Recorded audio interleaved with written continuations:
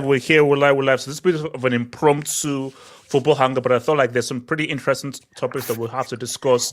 So I thought this was a good time to really just discuss a few things, man. You know, Merry Christmas to all you guys. Remember, guys, Santa ain't real. Your parents are the people who gave you those things. Anybody who still believes that a overweight white man who comes down a chimney, gives you a present, you're a freaking brick and you're a freaking moron, and you're a trash, and you're a trash parent. If you're telling your kids that an overweight white man down a chimney gives you presents, change it up right now. Is this childhood trauma? Yeah, this is childhood trauma, definitely. No, it's about someone definitely dropped from a chimney for you. It's about not giving an overweight white man. I don't know what they did. In a bright red suit. His Santa was Nigerian. Okay, you know that means his Santa didn't show up. Didn't mean Nigerian. Wow! I didn't say that. Well, you know what? So let me see. What's starting good? I didn't say that. Somebody said a really racist joke. No. Here's the thing. Like, his Santa showed up by So you know what? I'm going to be a good rep because I think someone's going to get sent off in the stream. Someone's getting sent off in the stream. So today's a good day, man. I'm going to allow the first challenge to go. Allow the first challenge to go. We're setting the tempo. We're setting the tempo for tonight. Santa brought in the wrong sack, man. We gotta let them know you're there. Okay, you know what? So yeah. So basically, guys. So on this stream, we're gonna obviously Monime is obviously gonna discuss his club to go for a karabuki. So Monime will lead the karabuki section will last like 2 seconds. Talk about karabuki. Talk about Rashford leaving United, of course. Wise is going to take up that whole thing. We're going to talk about Vini Jr. winning the FIFA Best Award and showing that black is good and black is great. And we're going to discuss drugs and Mudryk. And I'm going to come in his defense. Trust me. When I tell you that, YSK, I sent you a C. And YSK, try play that receipt. Try play that receipt. No. Oh no, please have it. If you play that receipt, cut that bitch off. That's what I'll play. Okay, 100%. Did he ask Pogba for the instructions? Yeah. No. And then obviously we'll end things off with a retrospect. So remember, guys, this is. Well, I was about to say 20 years. Sorry, this is 2 years since the World Cup final over in Qatar, and we're gonna have a nice retrospective. We're gonna talk about Messi, Di Maria, Mbappe, Emi Martinez. What about Ronaldo? Yeah, of course we're gonna talk. Wait, hold on. Oh my god! We're gonna talk about Ronaldo. We're gonna talk about Ronaldo as well. The final perspective. Yeah, well, we're trying to witness the final through his perspective. Wait, HH, what do you want? Which AVI do you want? What am I? Which AVI? I think I've got a good one. Yeah, you want this one? Leave the Darwizi one there. Leave the Darwizi one there. Could you share mine? So see again, thank you. He knows, right? Yeah. Stop with the programming. Santa ain't a white man with a bright red coat. He's not. Let's stop that crap. He ain't that dude. What is he then? Let's see. He's your parents. That's what Santa says. Santa are your parents who have to work hard to either buy the presents or to steal them. Whether you buy the presents or you steal them, good. That's what I'm saying. Yeah, still counts. This is definitely still counts. So let's start lights because we'll build up. So Moneymace, is your mic working there? Moneymace. Yeah, my mic's working. So Moneymace, I want to preface this by saying that your manager, who you support and who you're behind, said that he's counting charity shields as trophies. That's what your manager said. So I need you to have a break onto that. And Gabriel Jesus, that bomber striker, dropped a AK. That's actually getting very scary right now. So he drops. So he drops a 3-piece. So would you be happy with a Karabuki win? If he only wins is a Karabuki and an FA Cup, would that be enough? A trophy is a trophy. First of all, could you put up my AVI? Oh sure. Hopefully it's not rude. We won't forget that night in Qatar. That's a nice trophy. Why? Why? Can you bring up mine? Can you bring up mine? No, Oh I can't. my god. Okay, hold on. Bring it up, man. Hurry up quickly. Remember, you only have 2 minutes. This section is quick because we're going to get to Mudryk. So talk to me. If Gabriel Juice's 3-piece, would you be happy for a Karabuki trophy? It's into UCL, by the way. Just to let you know, it's into UCL. Somebody told me that it's the oldest trophy in football with 135 years of heritage. I think a man wearing shades and a Christmas hat told me that a couple of years ago. As you know, last year he said it's the oldest trophy in football with the most prestige. I think there's a receipt of you saying who cares about the Premier League, the Carabao's where it's Okay, you know what? Guys, remember, guys, I can still give cards for people in the streets. That's what I'm saying. I can still. That is true. This is true. This is a true statement. This is a true statement. Okay, so look, are you repping the Karabuki? Yes or no? No. I'll take it, but we're not repping it. Okay, if he wins the Karabuki and nothing else, is that enough for Arteta? No. It's a trophy. Money Mace, you're not big bro. Like, you don't speak fluent trophy. Since you speak basic trophy, a Karabuki. Didn't Big Bro get knocked out earlier? Money Mace, as guys hold up. Money Mace, as guys who speak fluent trophy and we're about to go for a Premier League title, you have to basically, like, Money Mace, like, we're this, you're this. You know, you're Pepe Le Pew, we are Bugs Bunny. So as Pepe Le Pew, be happy with the Karabuki. So what's wrong with the Karabuki? It's a trophy. Money Mace, you're not winning a UCL. You're not winning a Premier League. You're not built for that.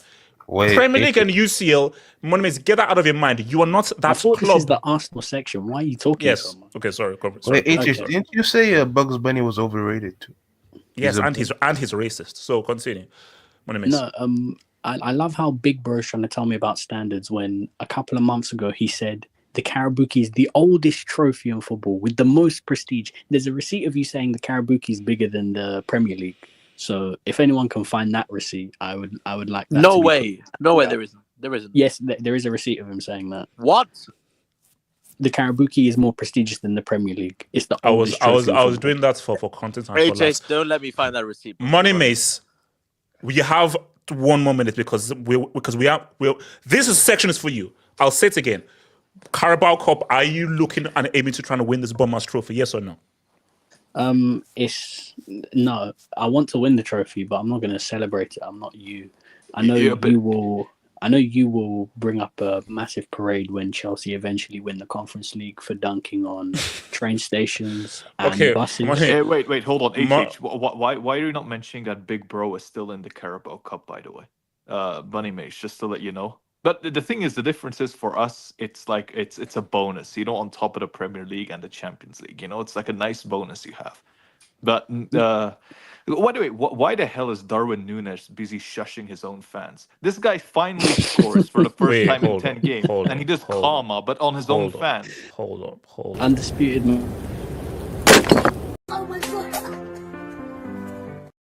How are you shushing your own fans? Bring up my AVI. What? We're playing at Southampton. This guy scores. He runs. Whoa! What the hell? Oh my! He scores. Finally scores. He runs to the Liverpool side of the section and he shushes his own fans. Scoring. Wait. No, my thing is that how did the fans react? Everyone was just confused. Like, what the hell is this guy doing, man? Like, but I guess we're sharp now, right? Yes, I'm shut up now. Wait, how do you calm your own fans? Isn't calmer like, how are you calmer your own fans? Like, basically, I think that as a fan, like, what do you do? How do you react to, like, Okay, I guess we'll be quiet. Only Darwin Núñez can ruin a generational celebration. There we go. Yeah, so only he can actually re-engineer an iconic celebration. I mean, what the? One thing I will say is that we have good depth, like Núñez, like as much as he's a brick, he's good depth to have. Gakpo, Elliott, like Endo, all these guys started, right? Gomez as well. I think we can probably like. If we're in the semi-final, you might as well go for it. I know the league is the priority, but if once you're in the semi-final, like why the hell not just go for it? I don't know, man. I don't know what the hell's wrong with this guy. Yeah, that as well. Yeah, that's right. Managerless Southampton, managerless. You know what? That's a brick. That's a brick. Yeah, it's a brick. That's a brick. Managerless Southampton. Let me get this quick Dubinsky's man. Shout out to Talents FC. How legit is 2012 really? Hashtag Drogba, hashtag trust. We need to No, he's not. Great point. Great point. I'll He was on respond so again. many drugs, he got over malaria. I'll respond again. A drug addict can't dislocate your shoulder. You can't. No, but you can still get pushed by the opposition defender. No. A drug addict. You can contort your neck though. To contort your neck, that is human engineering. Like if he used performance enhancers, he'll just jump up. He'll just jump up. But the fact that he contorted his body showed you that was a human being that did that. So that's basically it's proof. Look at that goal. That goal ain't performance enhancer. That goal is full on kid, 100%. Shout out to your boy Wing. Where was that against Zambia? HH, why are you using Grok to replace your Olive? Wait, hold up. Grok is free. And also, guys, I like to know, I'm taking a break from OnlyFans. So I'm taking a break. Just don't. Good job. I'm taking a break. All I'm saying though is that Rachel posted some new videos on the Insta, and I'm just saying, man, I'm just saying, man, that ass is looking. What? This guy's a top gooner, man. Oh my! All right, what's it going? Shout out to your boy. Shout out to boy. Talents FC. Santa appears in December, so he's white or needs snow. Got an addiction, Hashtag snow. HH is Africa. Santa broke. Hashtag water. Can you talk about Sia 37 when the movie ends over? Hashtag. I love how he tried to put all those hashtags into one. I'm not gonna lie. English talent texts like an old head, like. That's why HH. You know what? I wouldn't actually want to see what this guy looks like in real life. This is a serious question. Is there snow in Africa? Is there snow in Africa? South Africa, there is. Oh no. I'll be real. No. Okay, guys. Okay, quick story. This is good. So obviously, I grew up in Nigeria. Shut up. So basically, I grew up in Nigeria. And everything. Nobody cares about your childhood, buddy. So people care. So I grew up in Nigeria and everything. So this was my first ever winter. So my first ever Christmas in England. And in this Christmas, it snowed. And it was the first time I ever saw snow. I was so scared. I was afraid of actually going outside. Because I was scared. Because it was the first time I ever saw snow. How old were you in this? I was... pushing 30. Hold up. I was... 30 scared of snow. That's bad. I was 8. Is this when England around 8 or 9. 8 or 9. No, it was basically. I saw snow because, guys, imagine never seeing snow ever and seeing it for the first time. It was scary, and I was afraid to go out. I was afraid to leave the house. This was before England declared war on Germany, by the way. Are you sure it wasn't like debris from the World War and not snow? No, it was. And also, no, guys, do you know how crazy it was? Obviously, as you well know, like everyone in Nigeria was mostly black. I remember the first time I saw white people, and I was scared. 100%. Wow. I've heard of that. No, because have you not seen like black people go to Asia? Like they look, like the Asian people look scared when they see black. No, because guys, imagine living in a country where literally everyone is black. And for the first time, I saw because I only saw white people on TV. So the first time I saw white people, I was like, shit, why did these guys turn red and like tomatoes? It was crazy. So seeing white guys for the first time was crazy. I was crazy, bro. Shout out to my Caucasian. You were born in Nigeria? No, I was born in London. Then literally when I was a baby, they took me to Nigeria. So I spent like 6 months. So you're a proper London. Englishman. All right. I spent 6 months in London and then I went to Nigeria. You're a proper Englishman. No. So basically, I did nursery and partly primary in Nigeria. And then they child trafficked this guy back to Africa and then shipped him back. No, guys, listen. Someone's getting sent. Someone's getting sent. He said they took me. They took me. Who's they? My parents. This guy got trafficked in and out of England. You got deported at birth. Deported. Yo, deport 6 months later is crazy, man. For deportation, just waiting by the hospital. Yeah, yo, we're passing this guy across 2 continents like a blunt, bro. Bro, Nigeria didn't want him, and they sent him back. Now, you know when you return passport? HH, isn't Kemi from your tribe?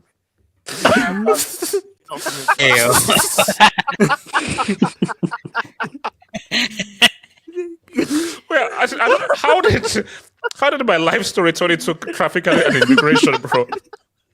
Okay, You said you got taken at 6 months. No, that's it. That's it. All right. That's the first year. That's the first year. That's the first year. Nigeria used the Uno reverse card on his immigration. Bro, they held that shit up at the airport, man. Get the fuck out of here. Now, Ricardo, you know when you return passport, you put the barcode on it. Oh, barcode, yo. Hold on, guys. Sure, guys. All right. Okay, so hold on. So let's write. So now, this is where it gets things down. I guess tricky now and everything. And I'm have to come to Elijah with this. So, all right, Mudryk. Here's the thing. No, you're Chelsea rep. You need to speak about this. Yeah, no. But Elijah, remember, Elijah is our unofficial, unpaid fact checker, so he can give us some facts too. So, I was going to say, HH, I'm sorry to interrupt, but I just found a news source. Because speaking of Nigeria, supposedly a member of parliament stole $51 million, which is about 80 naira. Isn't that that's just another Tuesday, Elijah? How much that is? Wait. Elijah, hold on. Wait. See, Elijah, why are you doing this? Elijah, why are you doing this? Hold on. Elijah, you know that this is hold on. socialized case. Elijah, hold on. Why are you doing? How much? Wait, Elijah, how much did you say? So basically, $51 million is 80. Wait, isn't that like above the GDP anyway? 80 trillion. But that's touching our GDP, bro. Like they're touching our 80 trillion. Yo, you can. Oh my. No. Wait, basically, so where did they store it, Elijah? That's the question. Where did they find Is this in Monopoly? Where did they find supposedly the guy is not. I don't know if the guy I don't know if he's a senator member, but he will be a senator. Yeah. I need to dig more, but it's crazy. No. Look, I told you. And also, wait, hold up. Ricardo, don't you dare laugh, because trust me, I know that Peru and South America, they move different as well. No, of course. No, I'm laughing at like with the common struggle. No, look, I told you, like, and artists would know.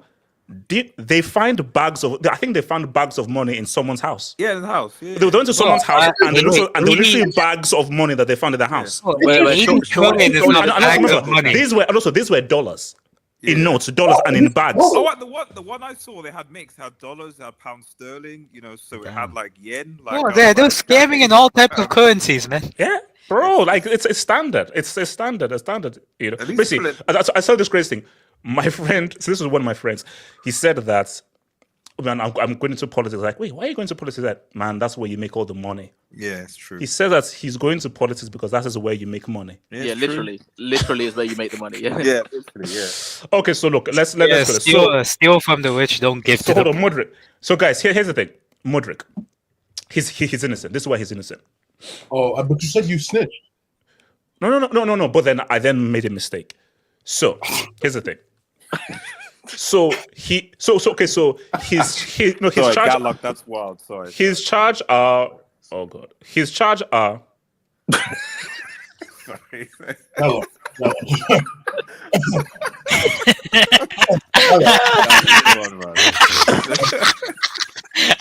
Didn't an 8-year-old get taken to court in Nigeria or something like that? So moving on.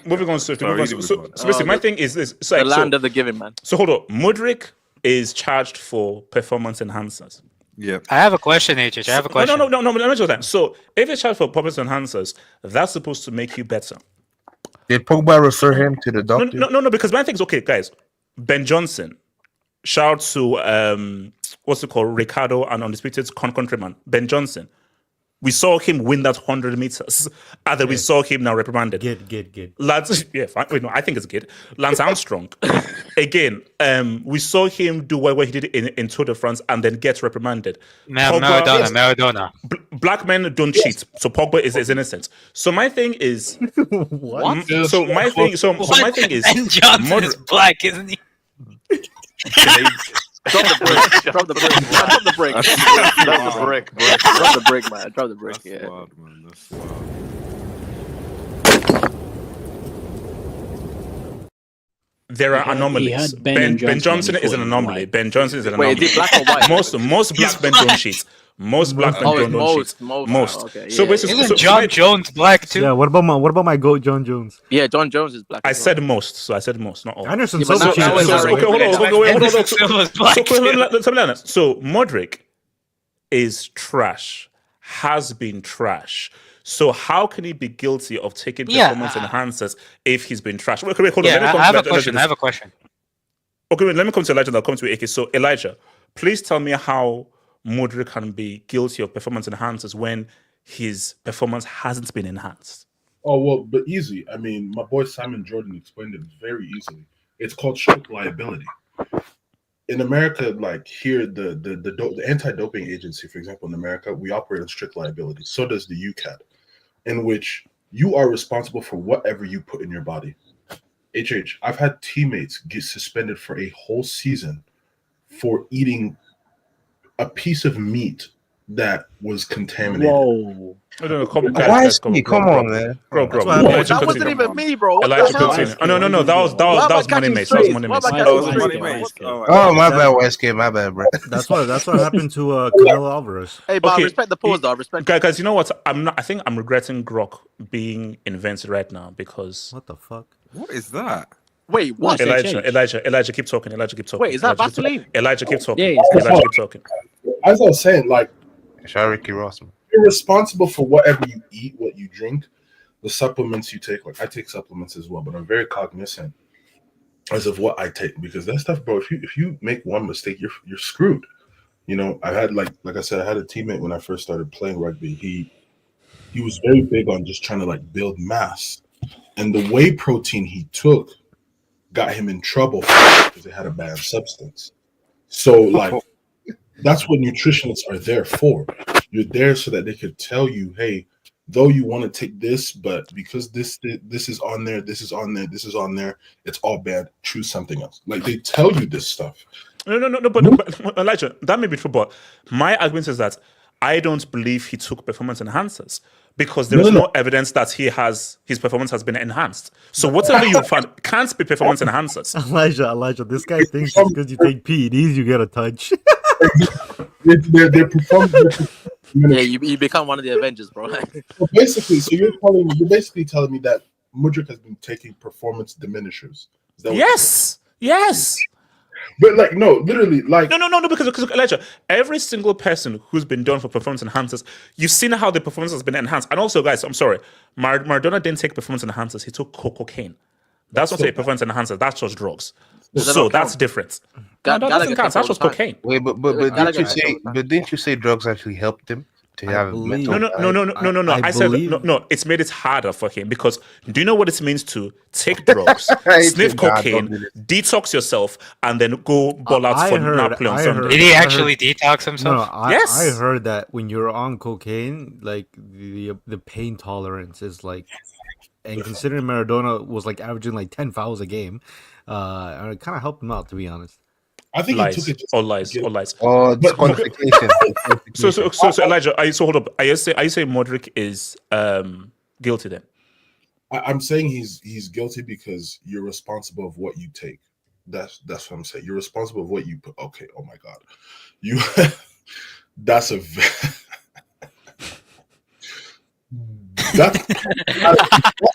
probably not a good time to be mentioning that. You know, because. Would it surprise you though? Would it surprise you? No, but I'm just saying, like, you're responsible for what you put in your body. And I wonder what that B sample is going to look like because so far it was the A sample that turned out wild. So if his B sample turns out also bad, he's cooked. And you got to think about it, HH. It's when you get banned, it's up to 4 years. Mind you, Mudryk still has 8 years on his contract.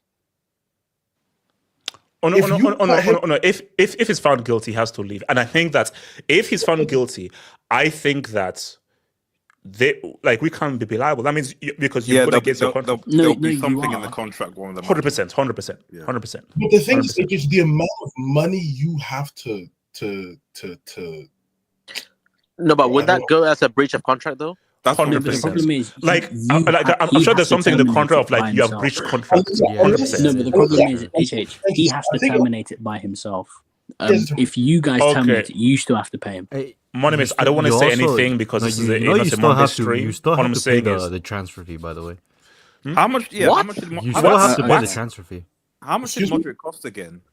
Like 40 mil. Whatever sum he's gonna say, about like 35. It was about like 30, 35 or something like that. Million. About 35. Yeah. I think it was like 70. I think. Yeah, you still have to pay the club though, because that has nothing to do with. I'll speak after Elijah. Sorry. Okay, so let you continue. Can I speak after audience? I mean, you guys spend a lot of money on this guy. That's the initial fee. I don't know about the add-ons and stuff, so it could be higher. But I'm saying, bro, Mikhailo, bro, you're a brick, bro. You should have known what you've been doing. You can't just okay, QC8. That's wild. It's actually but see, my thing though is that when you look at whether it's John Jones, whether it's Lance Armstrong, Ben Johnson, at least they had their day in the sun. How do you take performance enhancing drugs and you've not even had any successes whatsoever? Like, it's a total L. According to you, he had a lot of success against Liverpool. The question is, who watched this guy and decided he has to be drug tested? No, the thing is to be drug tested. No, you're drug tested regularly when you're playing professional sport. Yeah, it's everyone. Or they thought because he was so shit there was something wrong, so they were actually checking for something wrong with him. Bro, for example, with the NFL, bro, this is one thing I don't like about the drug testing. An NFL player can have, let's say a wide receiver. Let's say a player has 3 touchdowns, 200 yards. He's had the most insane game ever, but he gets drug tested because they think it's an anomaly. Yeah, exactly. Somebody you just have a good day. Why do you always need to be drug tested for that? But for Mudryk, he consistently has bad days and he's getting drug tested. That's my issue. Shout out to him. Just curious, HH, how fast, if Mudryk, if this is performance enhancement drugs, and say it gives him pace, how bad would Mudryk be without these drugs? How bad would he be? He wouldn't be a professional player. He wouldn't be a Sunday League player. He wouldn't be a retirement home player. He would be on the front lines. Would he be fighting on the front lines against Russia? What's it called? RDS. Talk to me. Before I think I came in a bit late, so I mentioned something about just literally 2 seconds about the carabao. So I think Money May said something about a receipt or something about what you said about the carabao. So I'll just quickly play that, and then we can then go on and talk about about Mudryk. Is that okay, HH? No. Yeah, yes. He said yes. Right. I said no. He said yes. Okay. Yeah. Okay. Just for the culture. Just for culture. But see, this is what guys understand. This is the final one, the Carabao Cup. I remind this is one of the oldest trophies in the world. I think this might be 400 years old. So they say, you have the UCL, you have the UEFA Cup, your Liga, then you have the Carabao Cup. The Carabao Cup is one of the most important trophies in football. I checked. I am wrong. So all those things about Karabuki, I was wrong about. I'll hold up the Karabuki. The Carabao Cup is one of the most important trophies in football. If you don't have a Carabao Cup, you can't be the GOAT. You can only be a GOAT. Carabao Cup is a huge, big trophy for only big teams. So I'm treating Middlesbrough with respect. I'm treating. Yeah, that was. RDS, I do need to ask though, which Liverpool final did they lose to in this one? Before he said it, was it 2024 or 2022? The newest one, the one against the kids. The one against the kids. This was wow. I think if I recall, this was. You can't be the GOAT without the Carabao. Before you placed Middlesbrough, and then Middlesbrough beat you 1-0. If I remember that That was some good times right there, man. So right. And yes, that is AI. In this world, that was AI. That was AI. I won't play the rest of the video because you start talking about Dricky and Koo. Oh no! But it's AI. That was AI. So it wasn't. No, well, there's visual footage, so I don't know how it's. Yeah. Interesting. So AI can't do visual footage. Interesting. Well, on your channel? Yes. Oh, okay, right. Okay. So let's see. Some videos on my channel are AI. Some of them are real. You never know which one are real. And then AI invaded your channel and posted those videos. Yes.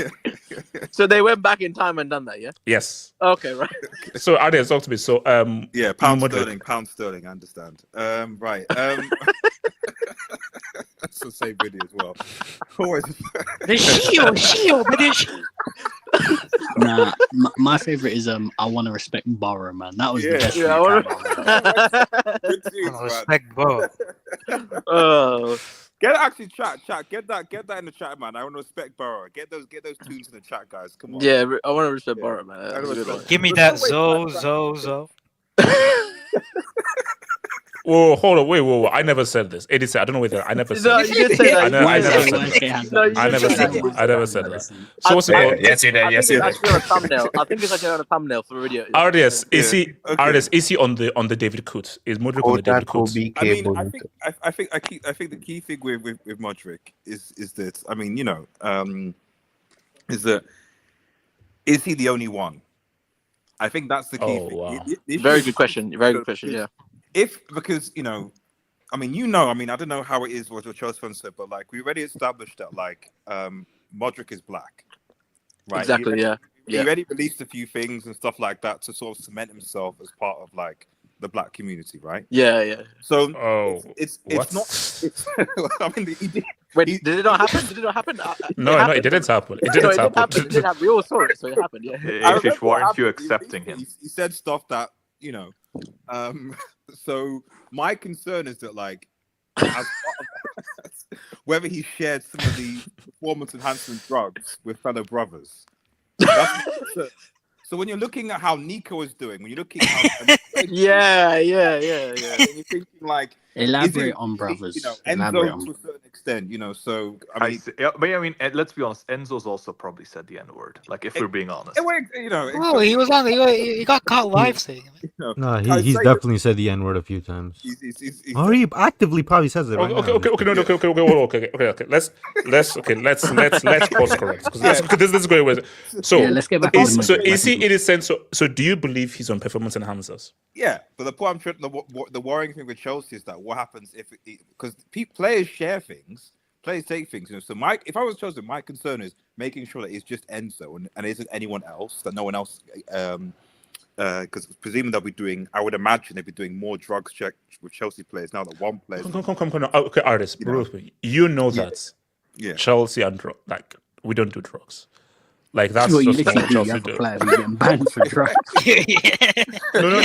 Mudryk is not part of Chelsea. Like bro, when you look at Chelsea history, Chelsea are the only team where we don't do that. Like you can put us with anything. You can put adult in terms of just David Coots. We don't do that. David Coots. Wait. What did you say before that? What did you say?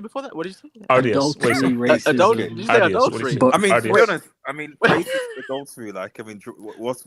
Drugs are part of that. So, but anyway, I mean, so that would be my concern. But maybe you're right. Maybe the Chelsea players are fine. There's no issues or anything like that. It's just something that might be a concern. Like I don't know. Who knows? Maybe Drogba might have something like that. Word for the challenge. Who knows? I don't know. Did you just whistle? Did you just whistle? I did whistle. That's the coot call, man. I respect drugs. That's the coot call, man. Okay. So hold on. So, AK, what was the question you wanted to ask, AK?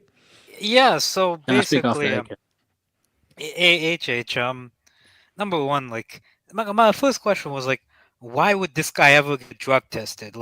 What's he done to get drug tested? Did they see him kick a ball out for a throw in and thought he must? There's no way he's this bad. There must be something wrong with him. Is that what? I don't know. I also saw that also sometimes it's random though. Sometimes it's random. Okay. I also saw that this guy. I mean, he gained a lot of muscle. at Chelsea, like he was going to the gym a lot. He was, I saw like the guy was so scrawny when he came to Chelsea, and then suddenly that summer he starts looking very built. So maybe there was something there. I mean, it's interesting because, as you said, performance-enhancing drugs are supposed to, enhance your performance. I mean, this guy and that's my argument. If it enhances your performance, there's clear evidence that his performance has not been enhanced. So he couldn't have been taking performance enhancers because he's been trashed all through his Chelsea career. Did he take like performance enhancers, but then like they didn't work as supposed? No.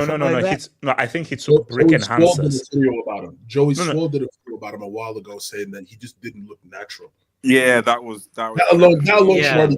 Joey Swoll kind of did a number on him, so it's a bit. So I mean, to be fair, like it doesn't really affect your ability in a sense. It affects like if you're getting stronger, you're looking more muscular, and he definitely does look more muscular than he did previously. But in terms of like it happening outside of football, like, brother, let's not beat around the bush here. We know that this happens. Yes. Brother, Hansi Flick has steroids with him wherever he goes. There's no way. Yeah, Alphonso Davies went from a scrawny guy in Canada to being built like that within my months. thing is, what's Goretzka? Look at Goretzka in that treble run and look at Goretzka now. Well, Flick has steroids with him. Goretzka was not David Coote. He was in the Coote. Okay, number 2. Look at Man City, bro. There's a reason why Aguero, David Silva, Bernardo Silva, they're all going bald. Rodri's eyelashes are, they're disappearing. So, bro, whoa. We have to No. Hold on. Well, you're saying whoa. I know of drugs that remove your eyebrows. I know those exist. No, I know they exist. So, but I'm just saying that's the Ballon d'Or winner, man. Respect. On top of that, bro. Gid. Both Barcelona and Real Madrid have had these stories around people failing drug tests. I saw Pep failed a drug test. Sergio Ramos failed a drug test. Yeah.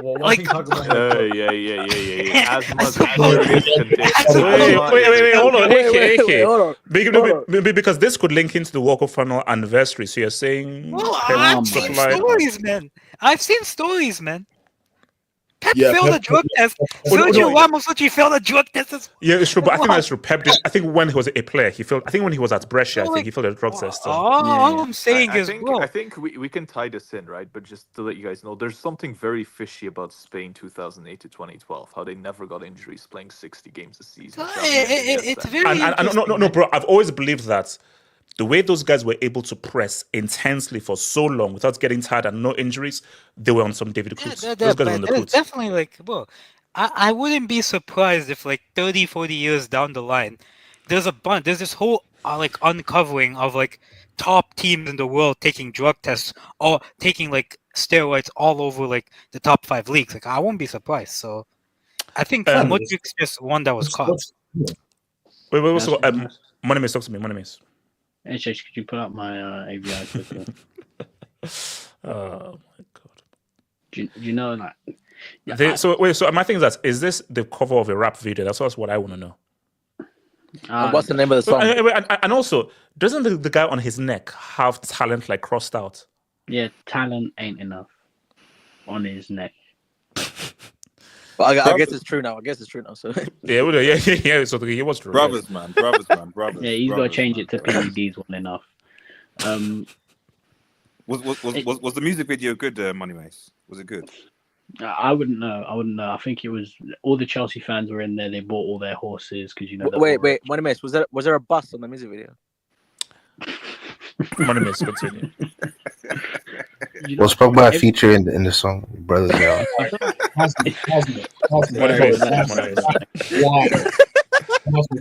Wild. No, every day that goes past, I always feel like my club dodged a bullet by not signing this guy because it feels like every single week something comes out about him where he does PEDs, or he goes to the gym and he films an old man with his shorts down slight. Yeah, that was wild. That was, bro. That's when I just knew that, mate. You've been like trash. You've been like crap, and now you're filming someone without them knowing. I'm like, He's a very bro. special human being. I mean, what a weirdo. You know, every week something comes out about this guy. And it's like, well, you're underwater. You're underwater. Money, are you underwater?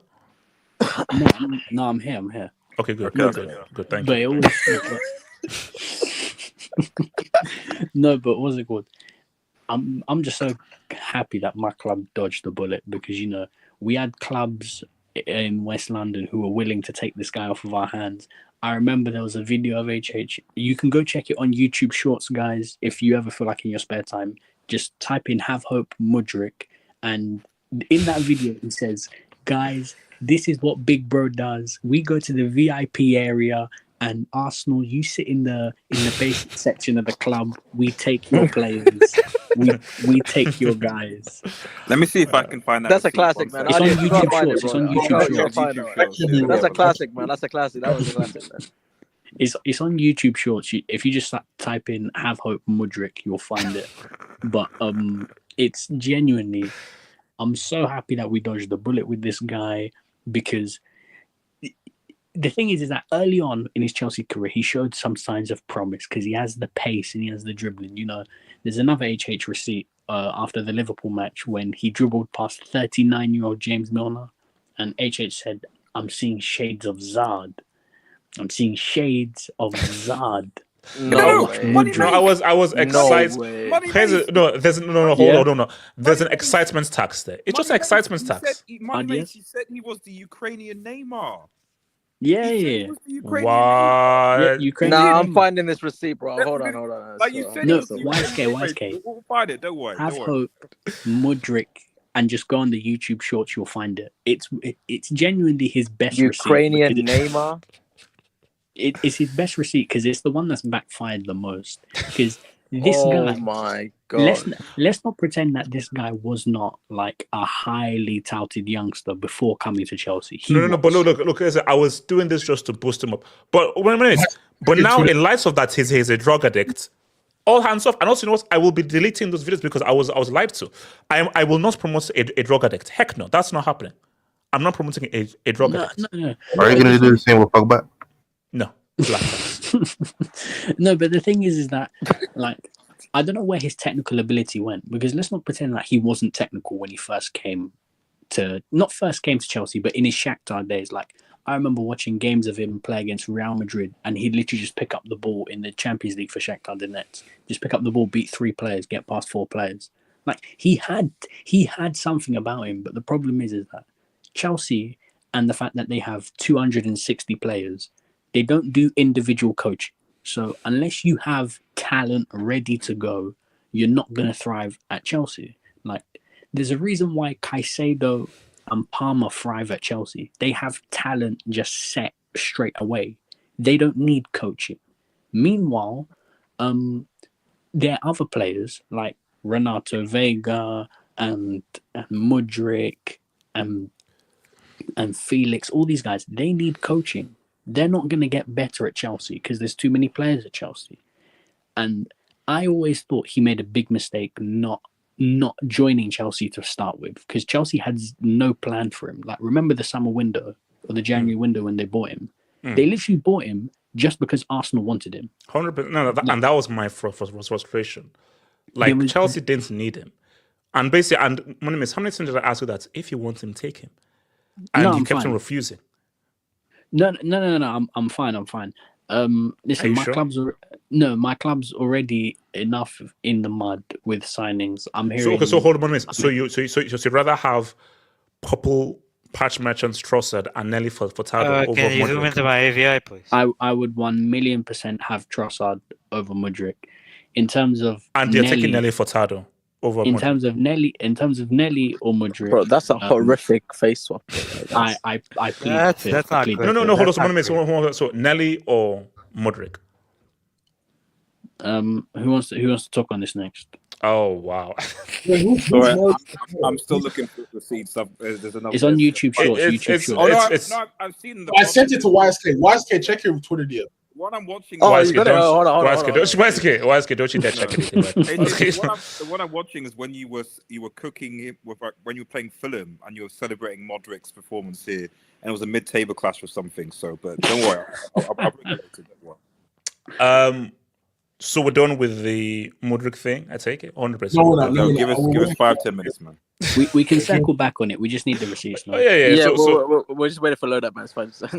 Shout out to why is I sent you some receipts. Didi has a message. I love it, bro. Damn. Does that say HH? I miss you.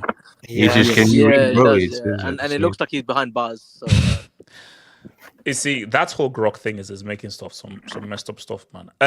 Shout out to Blaze A. Money Mace, your bum ass piece of crap, useless, 0 UCL winning, 06 flopping, haven't won a freaking major league title since 04 club. Really dodged the bullet. But you forgot that the Jackal fired twice. That Havertz on 250k didn't miss. Not to mention the back archer. Money Mace, you wanna respond?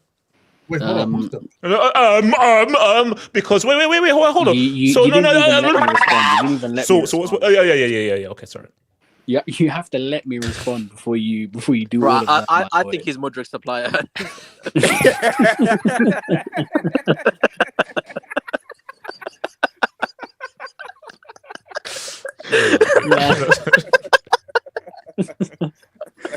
No, wait, hold on. What's that joke he said when I think it's when like Anthony took Johnson and Johnson instead of Pfizer. Johnson. I mean, I was like, wait, hold on. Did anyone take Johnson and Johnson? That's what I want to know. Isaac, you're right. I need to start eating expired. Yeah. What do you talk to me? So, Monimus, go for it. So, we sold you Havertz and Sterling. How are they doing? By the way, are they helping you at all? Sterling and Havertz. Havertz is doing about as much as Aubameyang did for Chelsea. Do you remember that guy? No. We have Kojak. We have Kojak. No, Monimus. We have Kojak. We have Kojak. How much did you spend? Wait, on no. We got Kojak. Can you tell us Kojak. Did you say Coke Jack? No. Kojak. No. We're second. We're 4 points behind. No. We're going for the title. We're going for the title. You have to let me respond. We're going for the title. Can you let Money Mace respond? Okay, sorry. Honestly, Can I Mudryk, I don't know what can't. drugs you're sharing with HH, but stop this. No, HH, I'm just saying. Listen, we do it to each other. It's fine. I sent you Aubameyang. Aubameyang has scored goals at every club he's been at, by the way. Barca, Marseille, Arsenal, Saint Etienne, Dortmund. The guy scored goals everywhere. And for Chelsea, he did one front flip. And that was on his debut. Jeez, HH, how many Mudryk receipts are there? They're Bro, there's loads, bro. I'm looking at it right now. So, I take it that we've now let's move on. So, Ricardo, is your mic working there? Ricardo, is your mic working there, Ricardo? So, Ricardo, no. This is a panel, and everybody needs to have a chance to speak. So, Ricardo, are you ready to speak, Ricardo? Depending on the subject. So, this is Vini winning the FIFA Best Award. Okay. So now let me just put the stream marker. Now, I've got Vini receipts as well. Isn't there Vini receipts? No, RDS, 87. So let me so my thing though is that so now I don't know how Messi ended up on that. See, these individuals are just stupid. So yes, because first of all, talk about obviously Vini winning and what that means, and maybe trying to juxtapose the FIFA Best Award and the Ballon d'Or Award, but mostly, how did Lautaro not even get into the shortlist?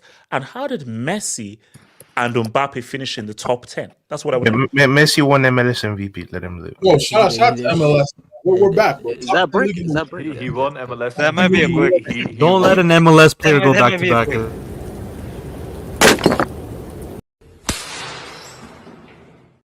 Ricardo, Vini, the best I award. think this is my first break ever. Yeah. Don't let Messi go back. Don't let an MLS player go back to back in the World Cup. Is all I'm saying. God forbid. God forbid. God willing.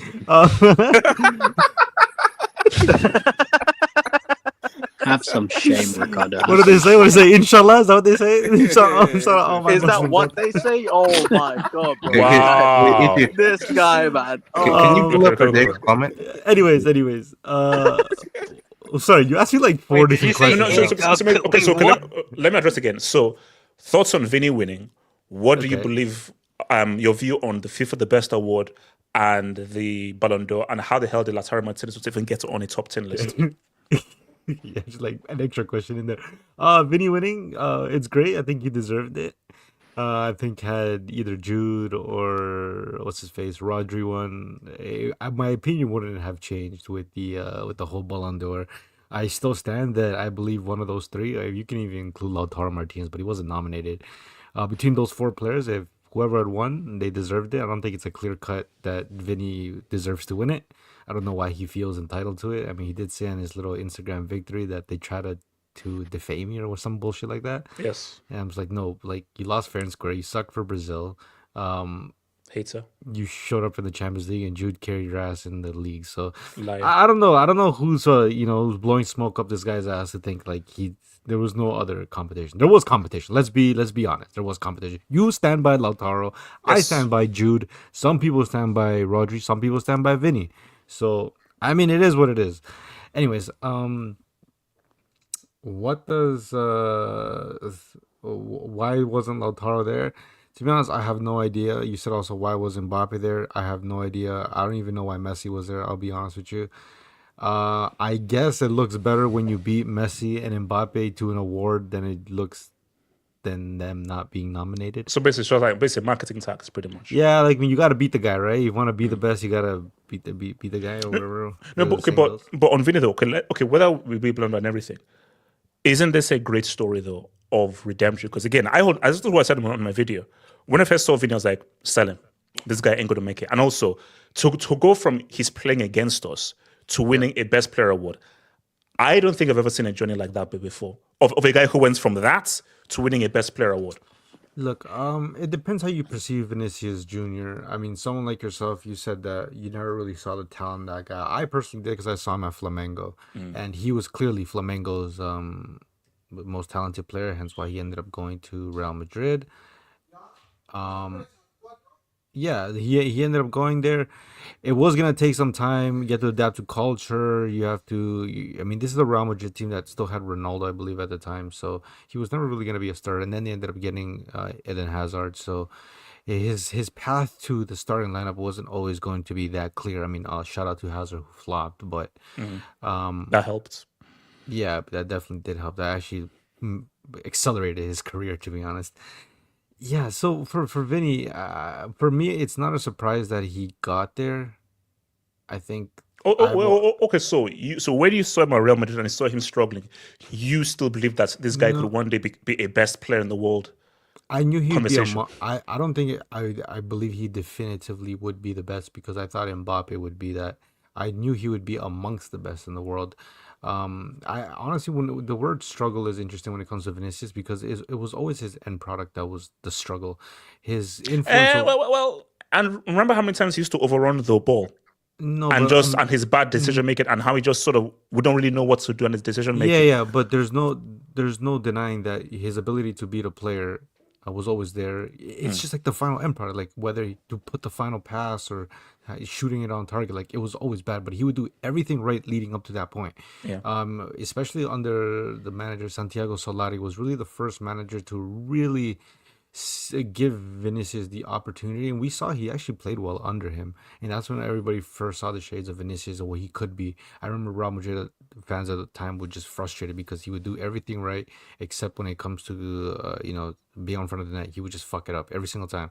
But I mean, that's kind of normal for a young player at 2021. Like, not everybody's going to be well polished. Someone like Lamine Yamal is showing great creativity at the age of 17, but that's an anomaly. I mean, Vinicius was always over the course of 90 minutes going to be a problem. Whether he scored or not, it doesn't matter because if he does that 10 times, bro, all you need is one chance for him to actually make the right decision. So okay, so you asked me thought on awards. I mean, cool PR. Generally speaking, bro, we're talking about an 11-on-11 sport. There is a massive bias towards attackers. And to be fair, even when you talk about football statistics and all these rating apps, they all inherently do favor attacking players. Like, bro, sometimes I'll be watching games, and then I'll go check maybe like this ratings after. Who scored all that crap? Who scored, Sofa score, all this shit, and like some players that I genuinely thought played very well, they got shit ratings. So I'm like, this doesn't make any sense. But obviously, you can play like complete garbage, but if you score a hat trick, you're gonna get a good rating. So, yeah. I know because see, I think social media is a big thing. So, like again, growing up pre-social media, Figo won the Ballon d'Or. Okay, fine. But the focus was the champions of the World Cup. But I think because of social media and just how football has now grown, these awards have now taken up a greater importance. I think a huge thing is the whole Messi and Ronaldo thing. That just boosted it because before Messi Ronaldo, no one cared about. To be honest, I didn't even know this shit was that important. Like I didn't know it existed. To be honest, I mean, wait, you mean Ballon d'Or or FIFA the best? No, like all these awards, like yeah. Like that, I think like when Ronaldo won the first one, I was like, okay, like cool. Like I remember there was seeing pictures like when Ronaldinho won it. I'm like, I mean, I don't think it was as important as like the NBA MVP equivalent. It's just like it's 11. Like I've always believed, like okay, you score the goal, but like there's somebody that passes it, there's somebody that wins the ball, there's somebody that. But see, that's what I said. It depends what kind of goal. Scoring a tap-in is not harder than not making a mistake and having super concentration for 90 minutes. To be fair, I mean, okay. Because Lam made the best points. He said that, look, there should be an attacking award, a midfield award, a defender award, and a goalkeeper award because it will always be skewed towards attackers. But the issue those are just for marketing purposes. People like, hey, the best player thing, but what an attacker doesn't have to defend. And a defender doesn't have to score goals, but based on what you're doing, there should be an award that is based on what is your skill set because defenders are not required or even put in positions to score goals. Yeah, I mean, well, the idea that scoring a goal is harder than defending, I mean, there's no way you can actually quantify that. That's just an opinion. And to be fair, at least when it's just like the life of being a defender. You can have an absolutely magnificent game, but if you just let that one mistake happen, nobody gives a fuck. Whereas Benzema said it best, it's like you can play like complete dog shit the entire 90 minutes, but if you get a 90-minute tap in after doing fuck all, the game's you're gonna be the man of the match. No, even Christian. I mean, let me even talk about your goat, Ricardo. Do you know what they keep on playing when Cristiano sat down Ashley Cole? Like, oh my god, he made him sat down. Apart from that moment, every single time Cristiano went against Ashley Cole had him in his pockets. Yeah. But just that you can't promote that. What you can promote is when Cristiano does a dribble, but every other time Ashley Cole shot him down. Every time they faced each other, and Ashley Cole, even though he's an idiot, is literally one of the best defenders ever. So what H is trying to say is, like, for example, like aside from that, the header that Drogba scores, what else did Drogba do? Like he's not really. It's a fair argument. It's a fair argument. To score a goal in a final. You do know that contorting your neck doesn't give more value to that goal. It still counts as one. What does Drogba do in general? It's now 1.5 goals, man. Yeah, I mean, look. At the end of the day, there's a little bit as much as there is PR involved in the best, which is FIFA the best, like it's cringe. FIFA Ballon d'Or. Okay, you said it in French. There's PR involved. There is a little bit of meritocracy. Like, I don't think anybody who's ever won the award has not rightfully deserved it. Like, even people would say like Pavel Nedved. You can make an argument he did deserve it. Same with Michael Owen. Over Henry. Easy over Henry. Okay, but I'm saying if Henry had at least say Henry won that one, I don't think it would be such an outcry like, oh, he didn't deserve it. Like, nobody who's ever won that award has been like, how the fuck did this guy win it? Like, no, there's arguments to people why they win it, and that's that it's really not that big of a deal. Like, I don't get it. Like, especially this whole recent Ballon d'Or thing. Like, bro, like just because Rodri won doesn't mean Vinicius wasn't deserving, or Bellingham, or Lautaro. But people always like to root for the guys. No, but as I've always said, look, I don't want to go over the whole Rodri thing, man. But I just think like Rodri, it's like and I don't mean this to be like disrespectful or anything. If you now go down to like the worst Ballon d'Or winners, it's between Michael Owen and Rodri. I mean, that It is goes between down, those two, like, unfortunately. this is the thing with the nature of these awards, though. I think a lot of the times when we're talking about who's the worst winner, you're also comparative to previous winners, which really is irrelevant because the context of the award is relative to who you're competing with. So it's kind of like, okay, Messi won it the year before and Benzema won, but Messi didn't have the season he had the year prior in this season, or Benzema, or Cristiano Ronaldo, or whoever the hell else. So it's just based on the last year. So it's just the last year. So last year, people thought that Rodri, his consistency, his performances over the year, was the case to win it. Some people think that Vinicius, and to be fair, I think a big part of it is that there's nothing, for a lack of a better word, there's nothing sexy about Rodri's game. It's very textbook. It's very simple. He's like the Tim Duncan of DMs.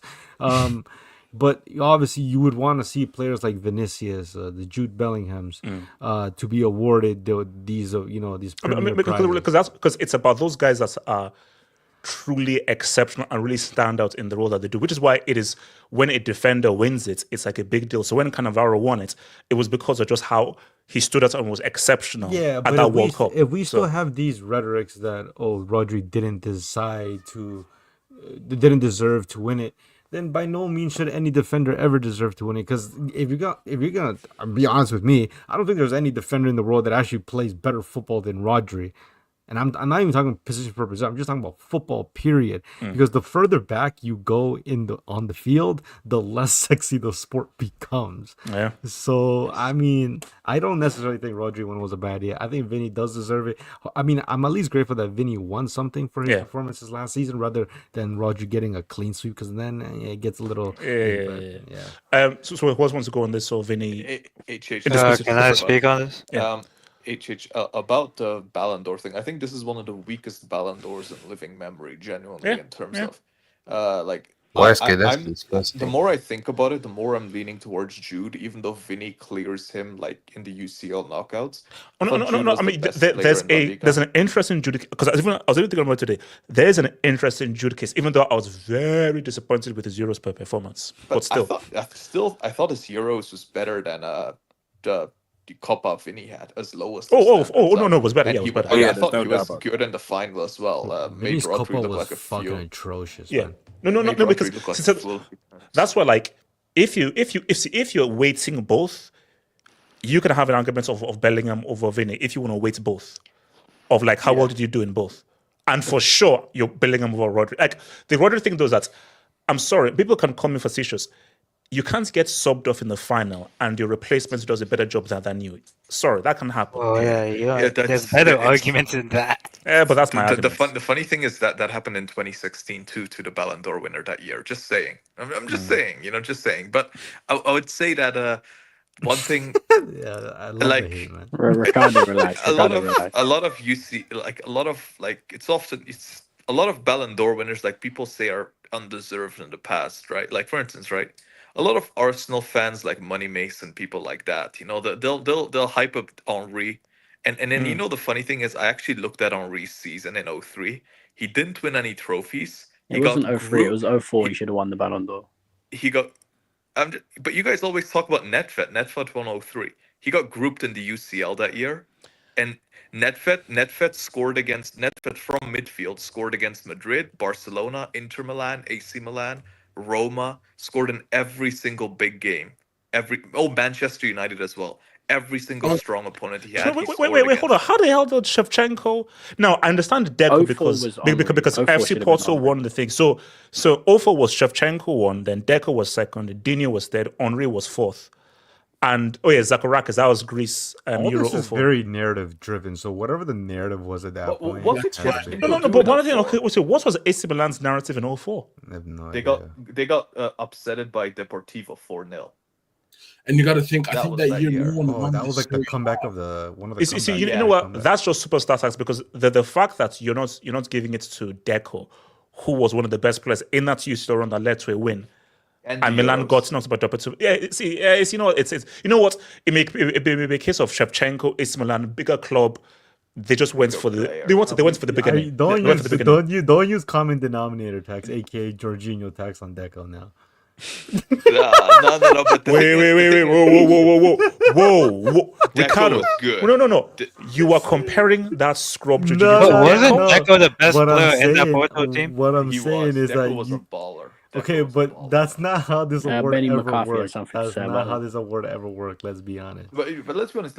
Even Michael Owen, right? Michael Owen scored in every final he played in 2001, On this was a stop. and he was On this amazing. was a And- stop. Stop it. Okay, then Stop name me a it. player who deserved it. Stop it. Who deserved Honestly, it? stop FA it. Cup, Karabuki. Honestly. I like. Let's be honest.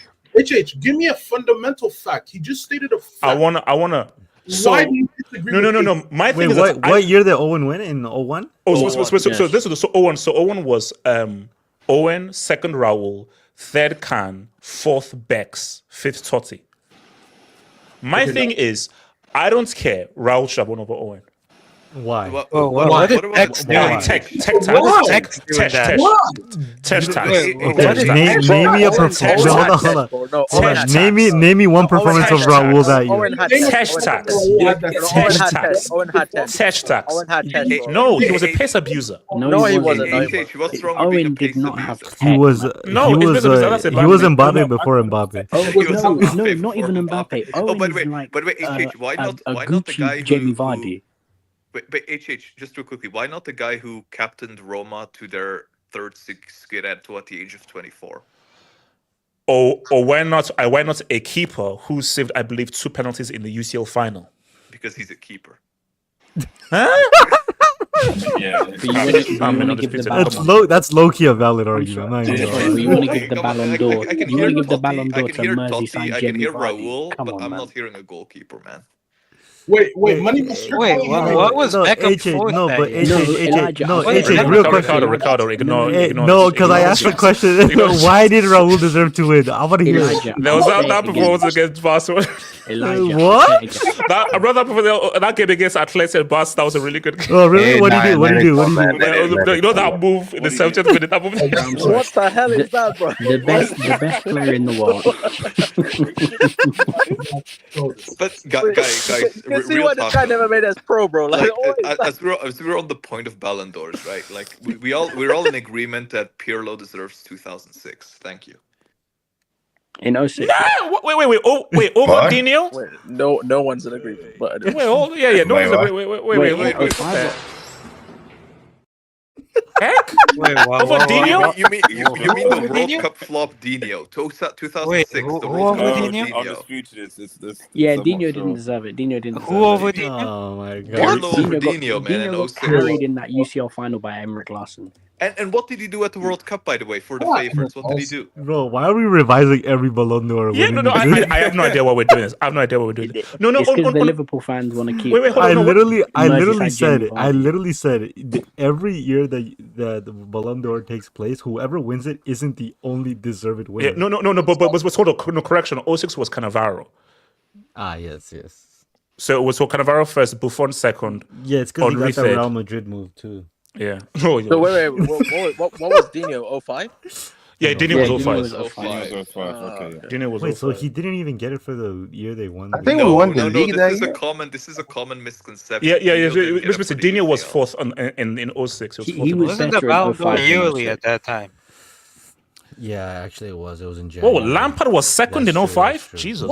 Bro, this is what I mean. Wait. The Yeah, he was Ballon d'Or's for games. Oh, okay. You know what? Lampard's Gerrard. second. Yeah, okay. Gerrard for the UCL. The UCL. But Gerrard, league-wise, Gerrard was third. I mean, Gerrard Gerrard should have been. Gerrard deserves to be there, man. Maybe even higher, low key. Gerrard Over was Lampard. better than Wait, Over Lampard. Elijah, did you just say that in the comments? That's somebody else. Oh no, I said that Lampard was balling in 04-05. No. Somebody said you said Dino Yeah, low-key someone overrated. said Who said that? Who said that? Apparently Chill vibe, Elijah. man. Chill No. vibe. Elijah, expand. I literally just said Lampard was balling in 04-05. Hence why he finished. Who said Dino look he's overrated? He's using burners to give Gerrard a bad. Basically, look at. I just want to know, and it's very friendly. I just want to know who said that Dino is not looking overrated. Yeah, It's Elijah's burner. It's Elijah's burner. So I said burner tax. Yeah, burn attacks. No, burn attacks. Yeah. Gatluck, ban him. It was Vice Gay. Hold on. What's AK talk speed? AK talk speed. Undisputed. Can you write something in the chat? Yeah. Can you write something in the chat? Undisputed. Just want to check something. AK, go for it. What? AK. Yeah, well, what was your question? No. So Vini winning the award. Thoughts on the awards? FIFA Best, Ballon d'Or, all award. Okay, yeah, shout out to Vinny, man. I thought he deserved the award. He got the award. I mean, I read his Instagram messages and that's crazy. And was perplexed. But then apparently, like, Brazilian Twitter is saying that it was more to do about his childhood and stuff, which I personally don't know about. But it is what it is. I think he deserved the award. I think in terms of awards, like, it was interesting to see the difference between this Ballon d'Or and FIFA the Best, because apparently in like the voting categories, Vini destroyed Rodri and Bellingham on the players and the fans category, but Rodri like narrowly won the coaches and the journalists category. I think which is interesting. I think that's why Rodri won the Ballon d'Or, because like Ballon d'Or is mainly purely journalists, and the journalists, they even in the FIFA the Best, they voted higher for Rodri. So let's stay there. Let me just ask this to you, and maybe just as like open-ended. Yeah. For an award thing, what do you think you would give more weight? The problem is your fellow players or journalists? The problem is everything has its own issues, because like we saw with the Ballon d'Or, like certain journalists, like they resigned because of their voting. Yeah. You saw that there were definitely biases there. Coaches, same thing. There will probably be biases for a player they feel is them as a coach, they feel that they can identify with, and they feel that is better. Like a coach that might look at Rodri's style of play and feel like, for me, Vini might be a better overall footballer, but Rodri is more overall for what I want to coach. So they might think like that. For players, and also even as well, like I think the interview with Mikel, I think this is the year where like Messi hardly played, or like he was in PSG. And Mikel just voted for Messi. I said, okay, why do you vote for Messi? Oh, because he's the best. But, but did you see what he did last year? No, I don't matter. It's the best. And that's just how Mikel just voted. So like same thing with players. Like players might like Vini's style of play more than like Rodri's style of play, and same with fans. So yeah, everything has its own bias. Personally, I think I prefer the way FIFA does it, because everything is taken into account rather than just one measurement. But that's personally me.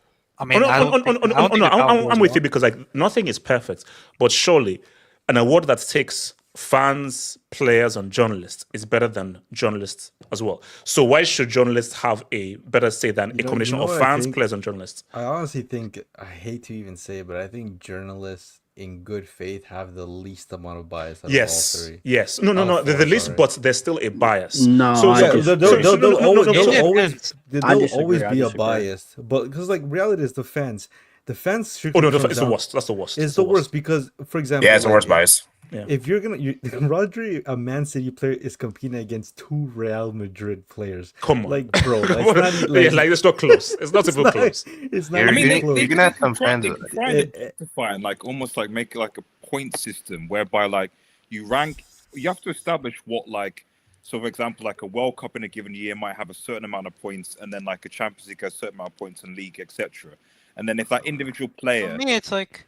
No. But I think that's okay. Do you know what this is? This is an argument, especially in today's world where scrapped is individual awards. Because because like there's so much tribalism now. There is so much put into who wins this award right now that you're going to get biased. You know what they should do? You know what they should do? They should tell the only people that are allowed to vote, I mean, these awards have been on for a while now. The only people that should be allowed to vote are people who've actually won this award, like coaches and players. Because at Or least just, I or think just that's the make a team fairest. award. That's Just true. make, just make a team. Just make a Or just do it the way like Philip positions. Lam said it, like best No, defender, best this is- midfielder, best best defender. attacker. That's fun for me. That is what makes most sense. But again, that isn't sexy enough. Like, if I'm a marketing guy, what you want is just this is the solitary number one best and everything like that. Because that is a greater marketing than really, ideally, best attacker, best midfielder, best defender. But what is way sexier? That's always been like that. Though. It's always been like that. And you, to be honest, the biggest sport in the world, there's got to be one like figurehead. There has to be. There has to be. So, so AK, want to continue? Yeah. So for me, it's like, yeah, shout out to Vinny, but I think for me the awards stuff, like, bro, there's too many politics involved. There's too much stuff involved in the award show. Like, I want to even bring it up, like the CAF awards, like all below. I think Lookman deserved the CAF awards, but the fact that there were players that like were not voted, were not even nominated, like, bro, Soufiane Rahimi won the Olympics, the AFC Champions League, his league title, and literally carried his team. His team plays in Dubai. His team plays in the UAE. He carried his team to beat Cristiano Ronaldo's team, Al Hilal, which is like the best team in Asia, and like some South Korean team to literally win his team the AFC Champions League, and he wasn't even nominated. Ayoub El Kabi literally won the UEFA Conference League, beating Aston Villa by himself for Olympiacos, and didn't get anything. He was also a top goal scorer in any European competition, didn't get nominated. And I still have this gripe, HH. And I know it's your boy Osimhen. HH, how didn't Bonu not win 2023 African Player of the Year? Because the World Cup was counted in that. They counted World Cup in that. Yeah.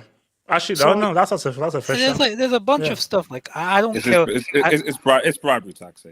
I don't take awards Those into bags that of money much. are for. Where is Osimhen these days? Where is he? AK, so He's going to Manchester United, apparently. But I personally don't think. Shut up. I personally don't take it that seriously. Like, I don't need a Ballon d'Or FIFA the Best Award to show me that you are a better player than someone else. I can just see it with my own eyes. So no. Pele and Maradona have zero of these things, and they're amongst the best players of all time. And Pele and Maradona have none of them. Yeah, but that's because of technicality, though. That's because of that they couldn't win it. But like, but still, they don't have one. So my thing is that basically Ballon d'Ors and FIFA Best Awards, these don't add up to your legacy. Your legacy is the Champions League, AFCON, Euros, Copa America, World Cup. Well, I That's your mean, legacy. if Pele can add goals in his backyard to his legacy, then All I'm right, sure what's it called? 87. Show some respect. Yeah, I pretty much agree with what AK said. Like, the awards, they shouldn't really be taken that seriously. Team trophies are way more important. And it's crazy. Like, how did Messi finish fifth? Like, I don't understand. Like, how? What? MLS Cup? What? Like, did you see that goal against Canada in the Copa America semi-final? Thank you. 87. Thank you. I was at that Like- game. I saw like- it. It's like Beautiful tackle. Beautiful tackle. Yeah, like obviously we know how good Messi is. Obviously, he's one of the best players of all time, and I'm sure we'll talk about him in a future segment. But like it's like it just doesn't make sense. Like, Florian Wirtz had a fantastic season, and he barely got any votes. Like, you see, like, there's a problem with these awards is there's a lot of biasness, favoritism, and just popularity. Popularity, I think, is a big and tribalism. Yes. Yeah, tribalism as well. And so, congrats to Vinny. I felt like he should have won the Ballon d'Or. So I guess it's a good way to redeem, I suppose, the best. Although I will say the Ballon d'Or is still more prestigious, even though I do like the FIFA voting better. So, shout out to thank you for Kelvin. Kelvin Zero, thank you for the dope, man. Garnacho and Rashford lost their contracts today. In order to pay for their rent, they sold their their Batsy to Didi. Wait, bro, just and stop. Didi, Stop. he paid his money. And Didi put them in Didi lock, having their Batsy in the air. Balls is flying The everywhere. same bro. bad from last This week. is crazy, bro. Why? You could have, you could have stopped after the contract. Yeah, I think yeah. That's when you God. Bro, I swear to God, he said this last At least like censored yourself, man. That's crazy, bro. I know it's 11 euro, but I mean, Yeah, there goes your monetization, by the way. Yeah. How much is that? Like 3 million naira? What's it called? So It's actually probably more than that. What YSK is your mic working at YSK? Oh, and also, yeah, YSK, yeah. out of curiosity, do you have the receipt? I still have the Mudryk. Yes, I don't, yes. yeah, no, me and Adias, we got it. YSK is your mic working at YSK? It is, yeah, I think it is, yeah. So here's the thing. YSK, did you try to slash your wrists when you heard Rashford was... Slash is crazy, man. So slashing wrists for Rashford's wild. So YSK, did you try to slash your wrists when you heard Rashford was about to leave and you listened to that interview? No, quite the opposite. Actually, I just put the blade down. So, Hold on.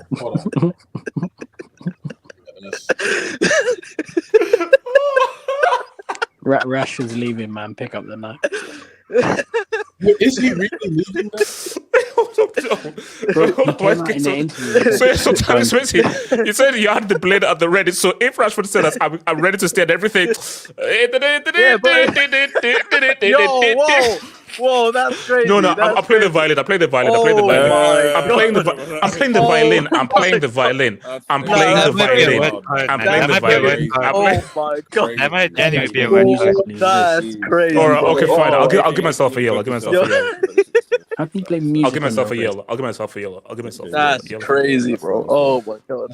Okay, so Rashford's. So Messi, first of all, thoughts on the interview and is Rashford done? Do you believe it's finished, or do you believe no, there's a way back, or do you think this is over? It's over. Yeah. Wait, come on. Nah, no, I don't believe that. Sorry. I got this right by Wood's comment. Sorry, go on.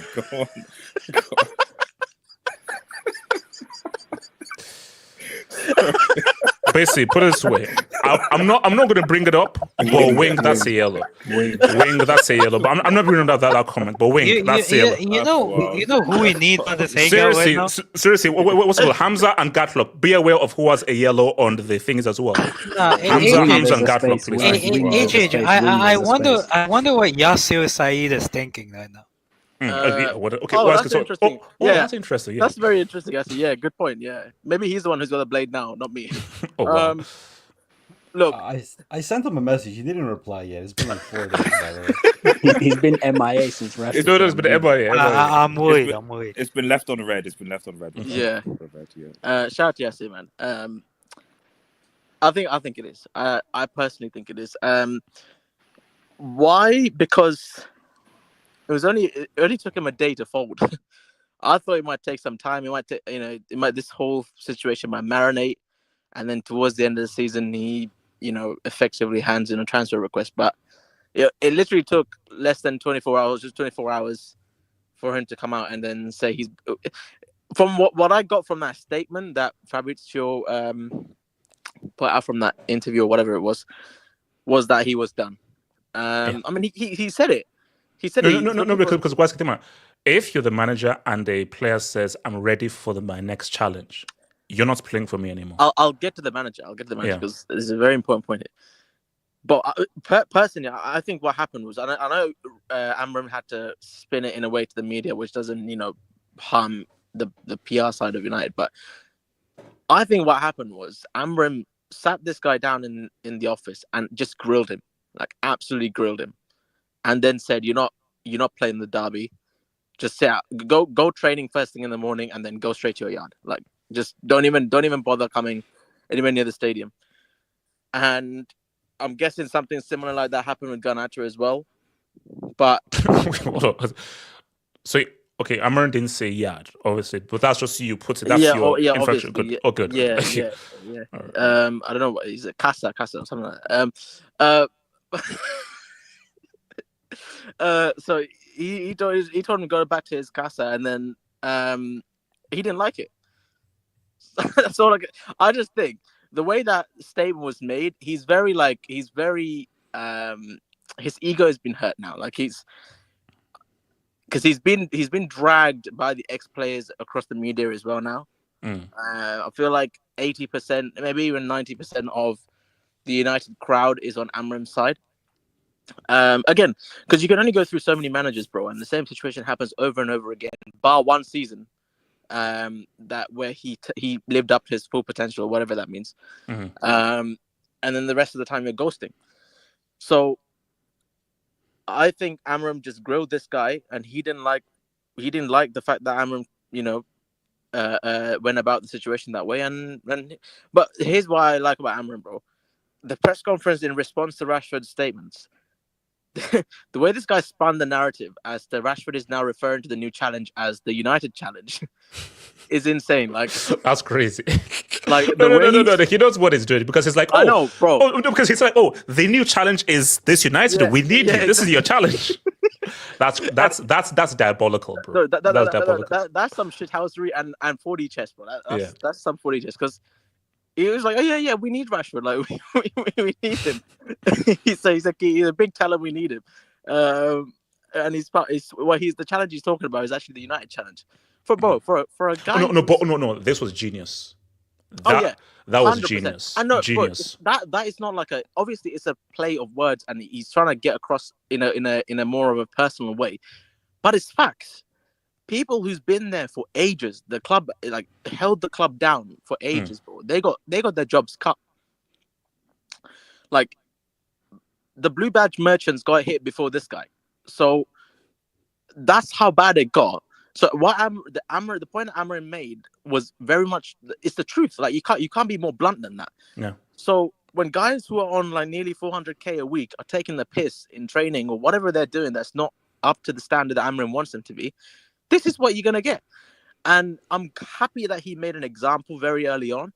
I must say, bro, for Amorim, bro, so far, forget the result, because for me personally, I couldn't care less about the results going towards the end of the season. Like he's just been chucked into the deep end.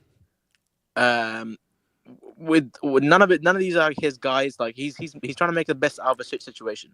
So results, whatever it is that where United finish doesn't really matter. I just want a respectable finish to the end of the season, and then deal with the start off with a clean slate in the summer. But for Amorim, bro, sorry, I was just gonna say, Weisky, you do realize Rashford is your greatest player of the last 10 years, right? What does that mean? Because what happened in the last 10 years? So swiftly moving on from that brick comment. Thank you. Yeah, actually, well, since you said that though,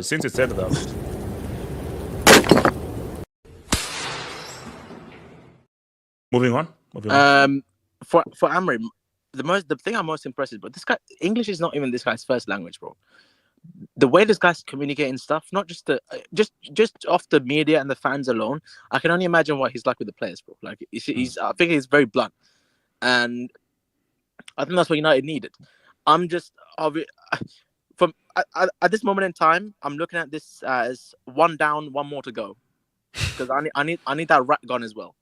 No, Boko, hold on. Portuguese tax. I know that's the only thing that's gonna ruin that for me, because I think Bruno, Amorim would like to have Bruno as like the main, or at least try out Bruno as the main guy in the team, which is sad because I despise that rat. For Rashford, bro, PSG, if you're listening, make a bid. Now, I know you have the money. You put down 250 for Yamal. 100 M's? YSK. For an MBE. That's a brick, by the way. Hold on. 9 figures? He's a... Yay! 100 M's on Rashford? Are you sick? MBE you are shameless. You are absolutely shameless. There's an MBE tag. There's an MBE. I'm sorry. Shut your goddamn ass up. YSK, that is shameful. There's an MBE. He's been touched by the Queen. Pause. He's been touched by the Queen. Ew. No. With added context, that's crazy. With added context. So because the Queen shook his hand, that's a wild statement to take out of context. H. Bring on my AV again. Oh, he's royalty. There's royalty all over him, bro. Like he is. He's a king. No. I'll tell you right now. I think United currently have the wing in the Brick Academy. If PSG bid 100 M's or more, The wing is going back up. The wing is going back up. If I see Rashford doing this with a PSG jersey and 100, if I see a tweet, Fabrizio, here we go, 100 M's. My friend. Wait, hold on. Why did you remove the PSG wing? Because United were doing a lot worse. PSG aren't gonna qualify for next one the Champions League. Well, let's now see. Let's not see how that happens. My friend Wasa Walwalifi, man. Make that, bro. Put down the 100. I know you got the money, bro. Just put whatever it is, break another oil rig, whatever you got to do. Just put down. Modern-based. I've heard rumors. So Modern-based. I've heard rumors. Modern-based. Money, the way your light bulb is moving, light bulb is just put. We've heard Arsenal, Chelsea, Barca's between them. Wait. We're not involved. So take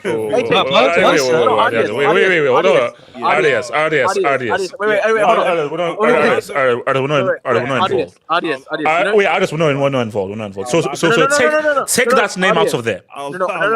Take that name out of there. Don't worry, I'll tell you what I mean afterwards. Audience, that will be, because I won't never forget what these guys done with Mason Mount.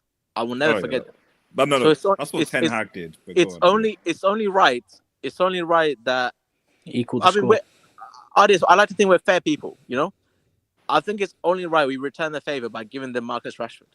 I think so. But besides, if this guy comes back like after his break or whatever his sabbatical what he's taking, if he comes back with twists or like braids, you know where he's going, bro. RDS. There's only one destination. That RDS Ford. Rashford. Listen, it's just I don't know why it is with Manchester United where like you dunk on Pep at the weekend, and yet suddenly we're not talking about that. We're talking about there's always some drama at this club. Like, wait, actually, no. I actually like this. So that happens. Rashford, not going to Rashford, then puts out that Insta post saying, "Hey, well done, boys." Yeah. Then why did they do that interview with Henry Windsor? I don't know, and I honestly I don't really care, so to speak. So like, no, but I think, which is why I said, like, I know what Amorim is saying in public. If I'm Amorim, you're not playing for me ever again. Like, that's just never happening. No, ever again is miserable because it's a bit different because of the where things are in the club, and also the reality is that like people seem like first and foremost, like I said, it's a bit tired. Like even in the press conference today, like no one actually asked about the game. They were talking about Marcus Rashford. So you can understand Amorim being like, listen, I would rather you ask questions about the fact that we're playing Spurs in the Carabao Cup tomorrow and not be asking about Rashford. I don't think Manchester United does this because even with the coverage, it's like, almost every single paper in the British press, they published articles about Rashford that. And I get it. He's English. I get it. Like, it's Manchester United. But it does annoy me sometimes where it's like even individual players at Manchester United are basically bigger than entire clubs in England. Like no one gives a crap about what is going on in Ipswich Town or Newcastle or Aston Villa or whatever because something happens to Manchester. Yeah, even Chelsea, no, don't do that. Don't do that. RDS, the world stood still during that whole Abramovich stuff. Aside from doping, yeah. The world stood still. The world, guys, I was watching CNN and Chelsea's whole thingy was top news on CNN. For doping. Yeah, think about how good Palmer played. No one's talking about that, So this is an annoyance. It's really annoying. It's constantly raining, but it is what it is. That's what happens when you're the biggest club in England, and that's just what it is. So, but at the end of the day, as far as they're concerned, Amorim has to obviously say that because he's got to say that. Like that's just almost every. If you notice, almost even Ollie at one point I think criticized Rashford for one thing, then had to apologize. So I think there is something within the club, and this is the club's. Whatever you say about Rashford, this is the club has created this. It's Rashford has been at the club for goodness knows how long. So the club itself has created this environment, created this condition, so that. And remember, Mourinho warned people about this. Yeah, if you criticize Rashford, criticize this thing, that's probably why Ten Hag constantly played him. That's probably why Ollie had to apologize when he criticized him from Rashford. And I think the only difference now is that Aaron has gone in and the Ineos and stuff like that have said, right, okay, you can have carte blanche now because we're in a mess, and he's basically been allowed to be like, yeah, bro, you can't just do this anymore. Like, it's over. It is what it is. Now, can you pull up the Jeff Zoe comment? Yeah. Wow. Right. Okay. I think let's not put that out there. Okay. I think.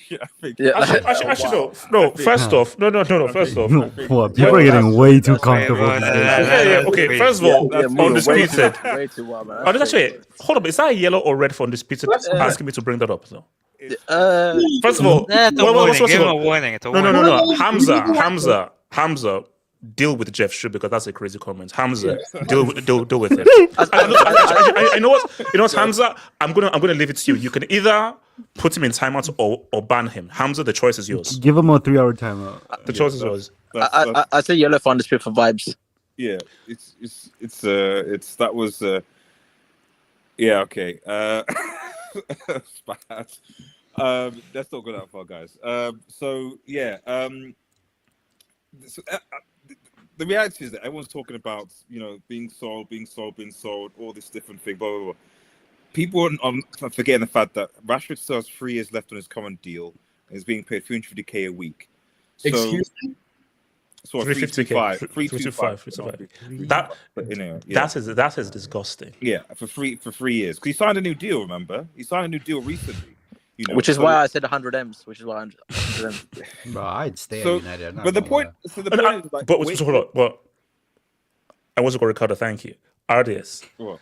And I think I even saw this on the TalkSport thing. If you're on 300K a week, and nobody is going to come close to that, PSG, bro. How the heck are you leaving? Which is why, because did you do what I want? This is what I want. Amorim says you're never playing again. So if you're Rashford, what do? Do you just sulk and still keep getting paid? Because nobody is coming close to 300K a week. The thing is, he's obviously said in the interview that he's up for a new challenge. So I think it's almost like a similar situation to Sancho. Sancho's also on quite a bit of money as well.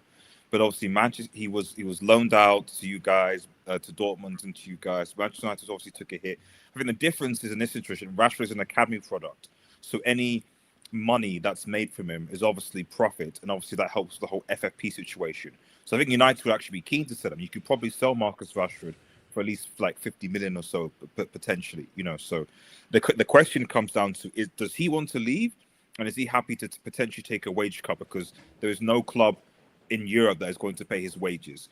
Given what he said in the interview, I suspect yes, because he says he wants a new challenge. Now, where that'll be, I don't know, because Italian teams, I think, might struggle to source it, but maybe McTominay and other ex-United players there might be able to find something.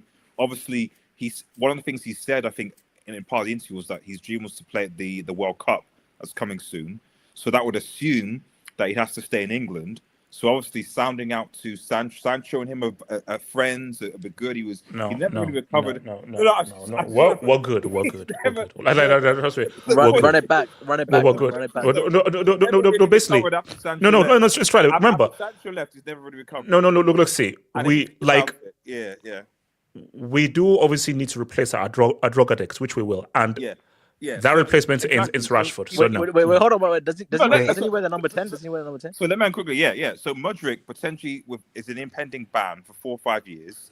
Chelsea get an emergency loan, and then you can have got a guy in Rashford who's British, so he adds in the British quota, the British tax, who can contribute to Chelsea. He obviously already knows Sancho there, so already there's potential contacts there. And alternatively, Arsenal is obviously always there. Raheem's there. Raheem's probably going to leave. You need someone to add to that attack as well. I mean, let's be real. Like Rashford's still, it's better than some of Arsenal's attacking options. He's better than even Nketiah. Rashford and the number 14. Nketiah went to Palace. Yeah, exactly. Go to Palace. He's better than Palace. No, Nketiah went to Palace. He's at Palace. He's at Palace. Yeah. No, bro. And then lastly, there was a talk about the Spanish sort of thing. So I think there's some murmurings that potentially a Barca thing could potentially be. Barca speak Catalan. We're a Catalan club. Yeah.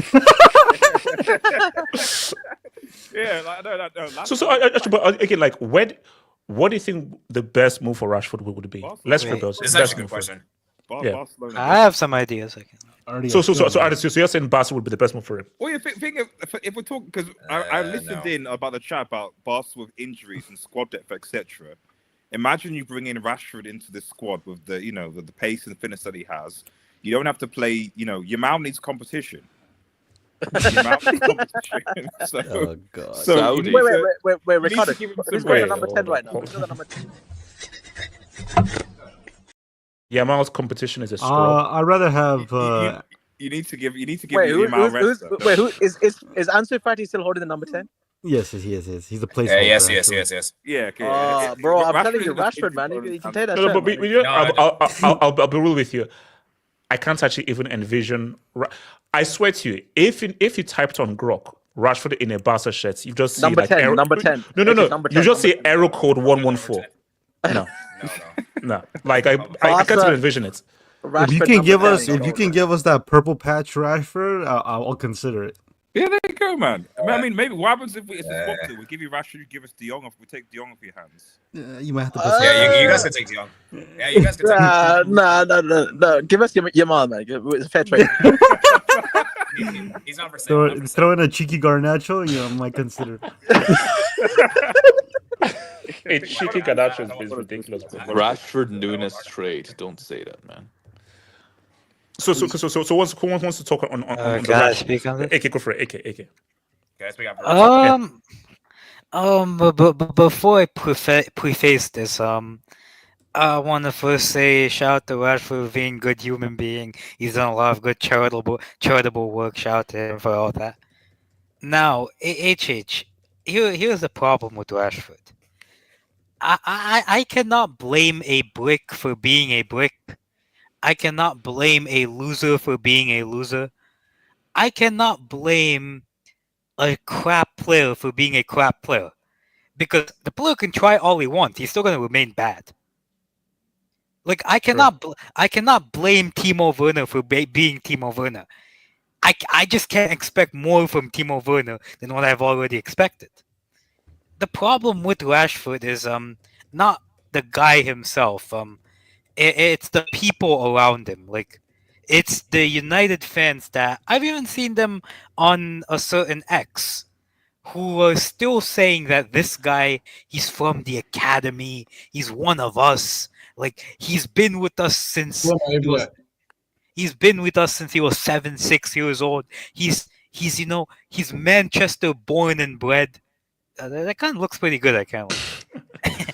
He's Manchester born and bred. He's our best attacker, and all of this garbage. And I'm like, you're feeding into the Rashford hate. You're the reason why people like YSK and RDS don't like Rashford. Because this guy, let's be real, he was never a special talent. He was never a talent of the century. He was a good player out of the academy. That was it. That's all he was. Yeah, you have people like saying like this guy. Sorry, okay. It looks. I mean, it could work. It's not bad. It could work. It could work. Yeah. Give us 45 mil. If it comes with the Champions League, it's also called a package. If it comes to the use of the fine. Imagine if Rashford goes to Barca in Jan and he scores the final goal in the Barca Champions League. Then that would be ridiculous. W transfer. Yeah, pay him that $355 a week he wants. The only problem with that picture is that it's the wrong jersey, but apart from that, it looks good. But bro, like, you had fans comparing this guy to Mbappe. Like, well, what are you doing? Wait. No, wait. To be fair, Rashford always dunks on Mbappe. So actually, this might be a good transfer. Serie said that Mbappe and Rashford were in the same class during. I mean, when they face at that point, when they're on the pitch together, they're not in the same class. Did you just say during peak Mbappe years? When was peak Mbappe years? That's already. Wait, I'm confused. No. AK is talking. Peak Mbappe years lasted 3 hours. That was 2 years to the day. Also, has Mbappe won a European trophy yet? I think at the end of the day, like, I think Rashford, he was a victim of United pushing him too much. United fans being quite delusional. I think, like, I can't blame Rashford for what has come, because Bro, if Rashford was treated like the player he is, like none of this would have happened. Like he would have been a squad player who maybe would have left earlier and people wouldn't have noticed. He's gotten pushed to this place that he is because of United and because of United fans. And for that, I can't blame him. Now, where does he go? I mean, I think it'll probably be like, bro, like Barcelona, Bayern. Bro, that's, in all honesty, that's too much for him. He's not gonna, if he can't hack it at United, he's not gonna hack it at those clubs. It's just bring That's simple. No, come on. Rafinha came from Leeds, man. Come on. No, Rafinha is more technically gifted, man. Bro, tell me that doesn't look good, bro. Tell me that. I think he won't be able to hack it at any of those top clubs, but rather, bro, like I can envision him coming to Marseille. I can't lie.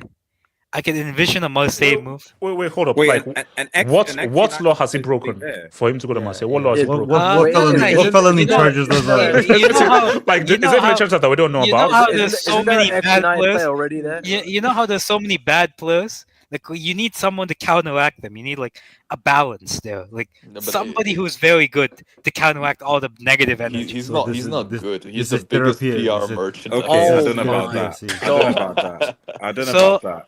Rashinho, man. Rashinho. Wait, okay. Can let me ask you something? In the current states of how Brazil are, actually, he has a better international career than Vini. I'm saying Rashford in 2024 Brazil. Isn't that crazy? Yeah, bro, he's starting as a striker. That's actually not that good. Nah, HH, bring that image up again. Why? So he goes to Brazil and Brazil loses a star.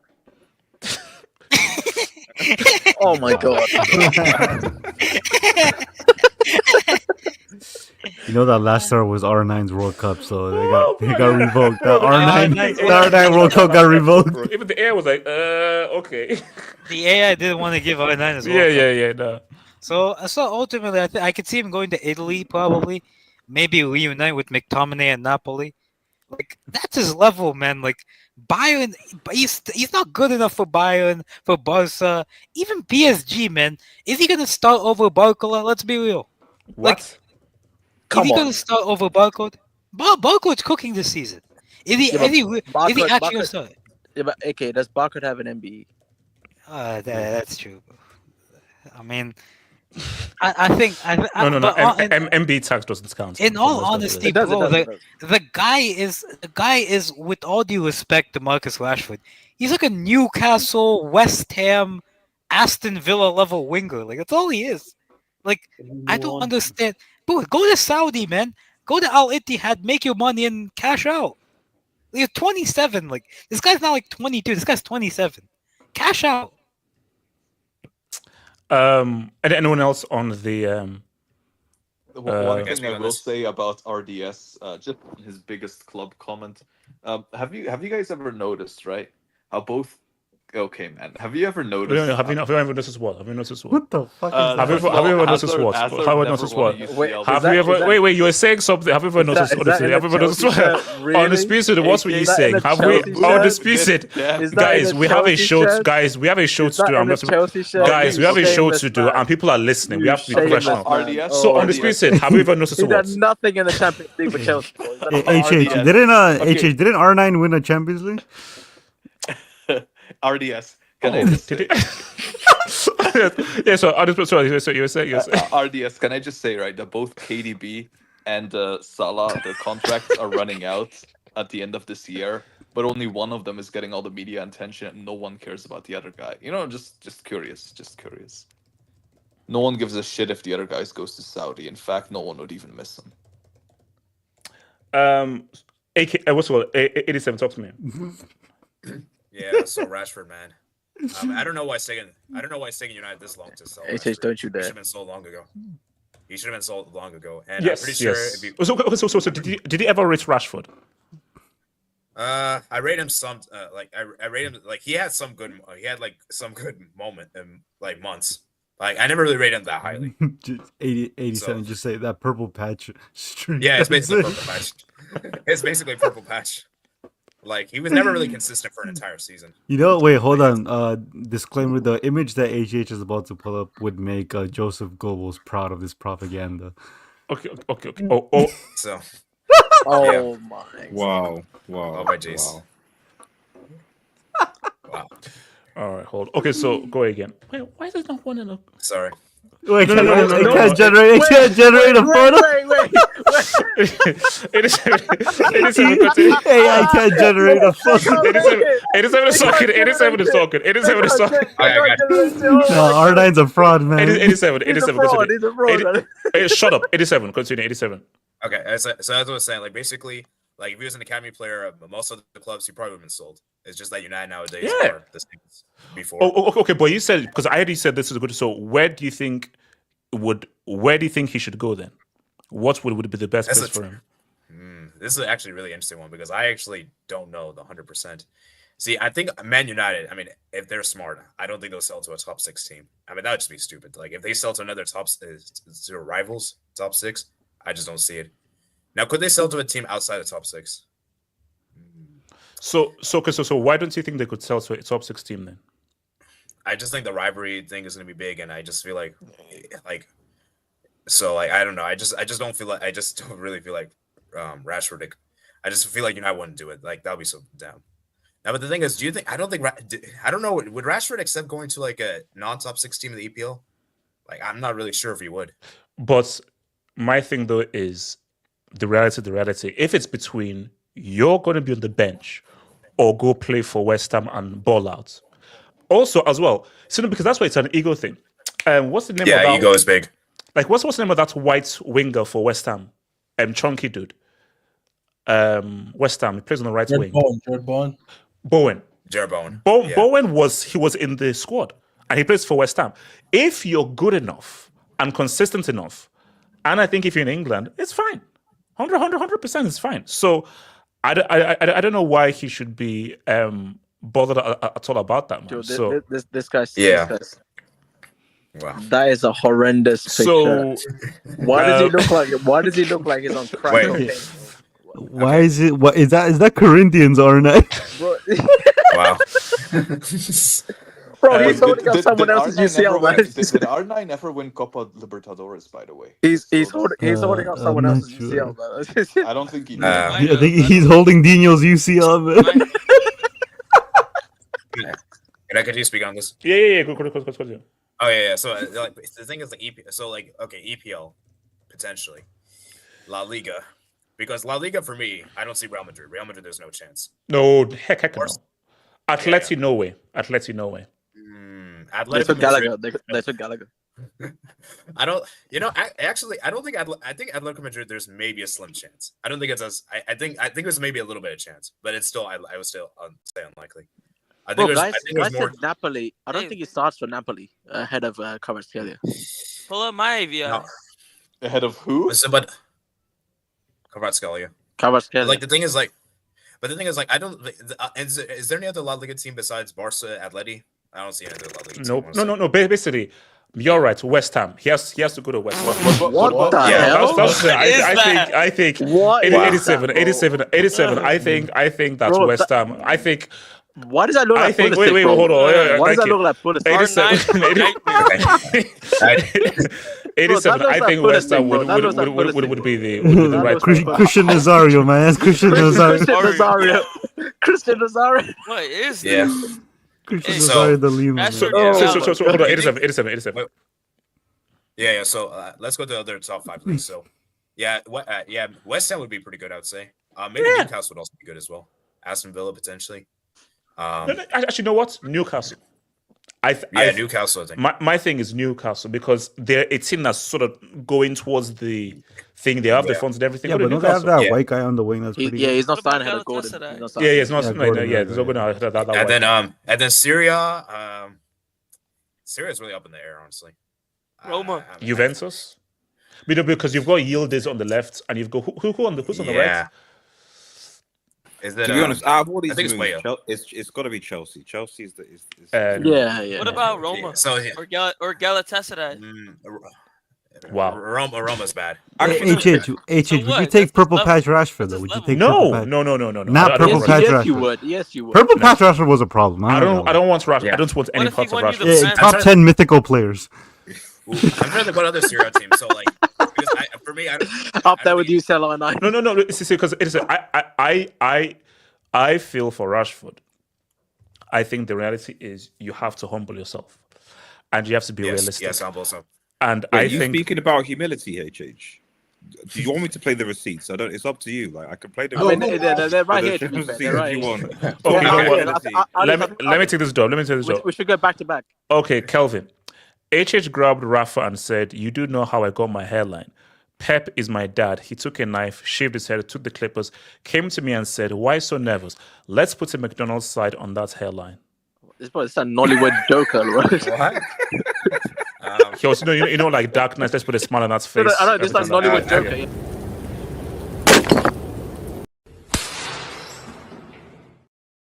Okay, I'm gonna roll through the Serie team. So I think Nollywood Dark Knight. So 87, go for it. Yeah. So Inter, I don't think they'll do it. Napoli, I don't think they'll do it. No. Actually, you know what? Yeah, actually, no. No. Atalanta, I don't think we'll do it. I don't think Atalanta will do it. Could Milan do it? No, Leao. Wait, no. So Leao plays on the left. He can't play on the right. Bro, he can't play on the right. Oh. What about Milan Madrid? might. They're in need of a left winger. So Pulisic plays number 10. Yes. Yeah, he plays in the middle. Yeah, he plays in the middle. Yeah. So and then looking at Ligue 1, I mean, it's pretty much. I think it's only PSG. To be honest, I would see realistic. Same man. Could he cook at PSG? 100%. Look, I mean, PSG, they're so like they're probably going for just like, AVI. don't put. No, I'm not. Then Look, what if this 100 happened? mil. Come on, 100 mil. Come on, you want it to happen? And Rashford then to Chelsea, Bundesliga, at the Bundesliga, it's Dortmund? only Bayern that can do it. Dortmund. You see, you know what? Bundesliga could be interesting because, like, that's just where you just have a complete fresh start, new country, new lease. Dortmund might be a good shout. Yeah. Dortmund is not a bad shout. Like Yeah, they're struggling now. Wait, who's Dortmund. Bayern got on the left? Who's Bayern got on the left? Is because I think Olise plays on the right. I think Sane? No. Sane plays on the right. Gnabry? Gnabry. Yeah, Oh, come on. Gnabry or Coman. I can't lie. I'll take Rashford over Gin. And then yeah. I don't think Leverkusen will do it. I don't think Leipzig will do it. So yeah, I mean it's Bayern Dortmund. So I mean if I'm Rashford, this is actually really interesting. This is a difficult one. Okay, so Elijah, would you take Rashford? Can you bring up McMini's comment, please? Elijah, What's would wrong you with him at Chelsea? bring up McMini's comment? Bring up McMini's comment. Elijah, would you take Rashford at Liverpool? Yo, bring up McMini's comment, man. I will. Elijah, would you take him at Liverpool? Rashford? Why? No, bro. No. Squad depth. Ass, bro. No. I don't care. He went on LeBron's undisputed and was talking stuff about us. So that alone, no. Like, no. He can go to Chelsea, maybe. I don't know. Chelsea, Fulham. I don't know. Like, he can't. My thing is, Wait, hold on. How the hell did Rashford get in that program? Don't you have to be like really good in your field? This is during the purple patch. It was during the purple patch, yeah. Elijah, just watch FSG announcement. He got onto that program because of a purple patch. Yeah, you don't really. Yeah. Bro, this is like pre-COVID. Yeah, it's purple patch. So that purple patch went off, man. He dunked on Mbappe, bro. He did.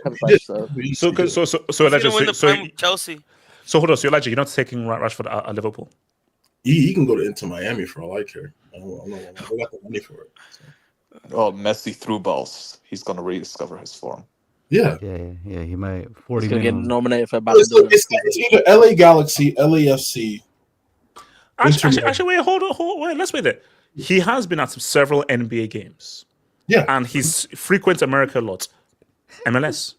And not only that, New York. No, he's still better than the MLS now. Come on. That's He's 27, guys. He's not gonna go to MLS. I don't know, man. I mean, Artist is HH would cook there. I mean, MLS quality has been improving. That's just Messi. Name me a better player in Europe than TFC Giovinco. Wait. He still plays? No. I'm just saying that.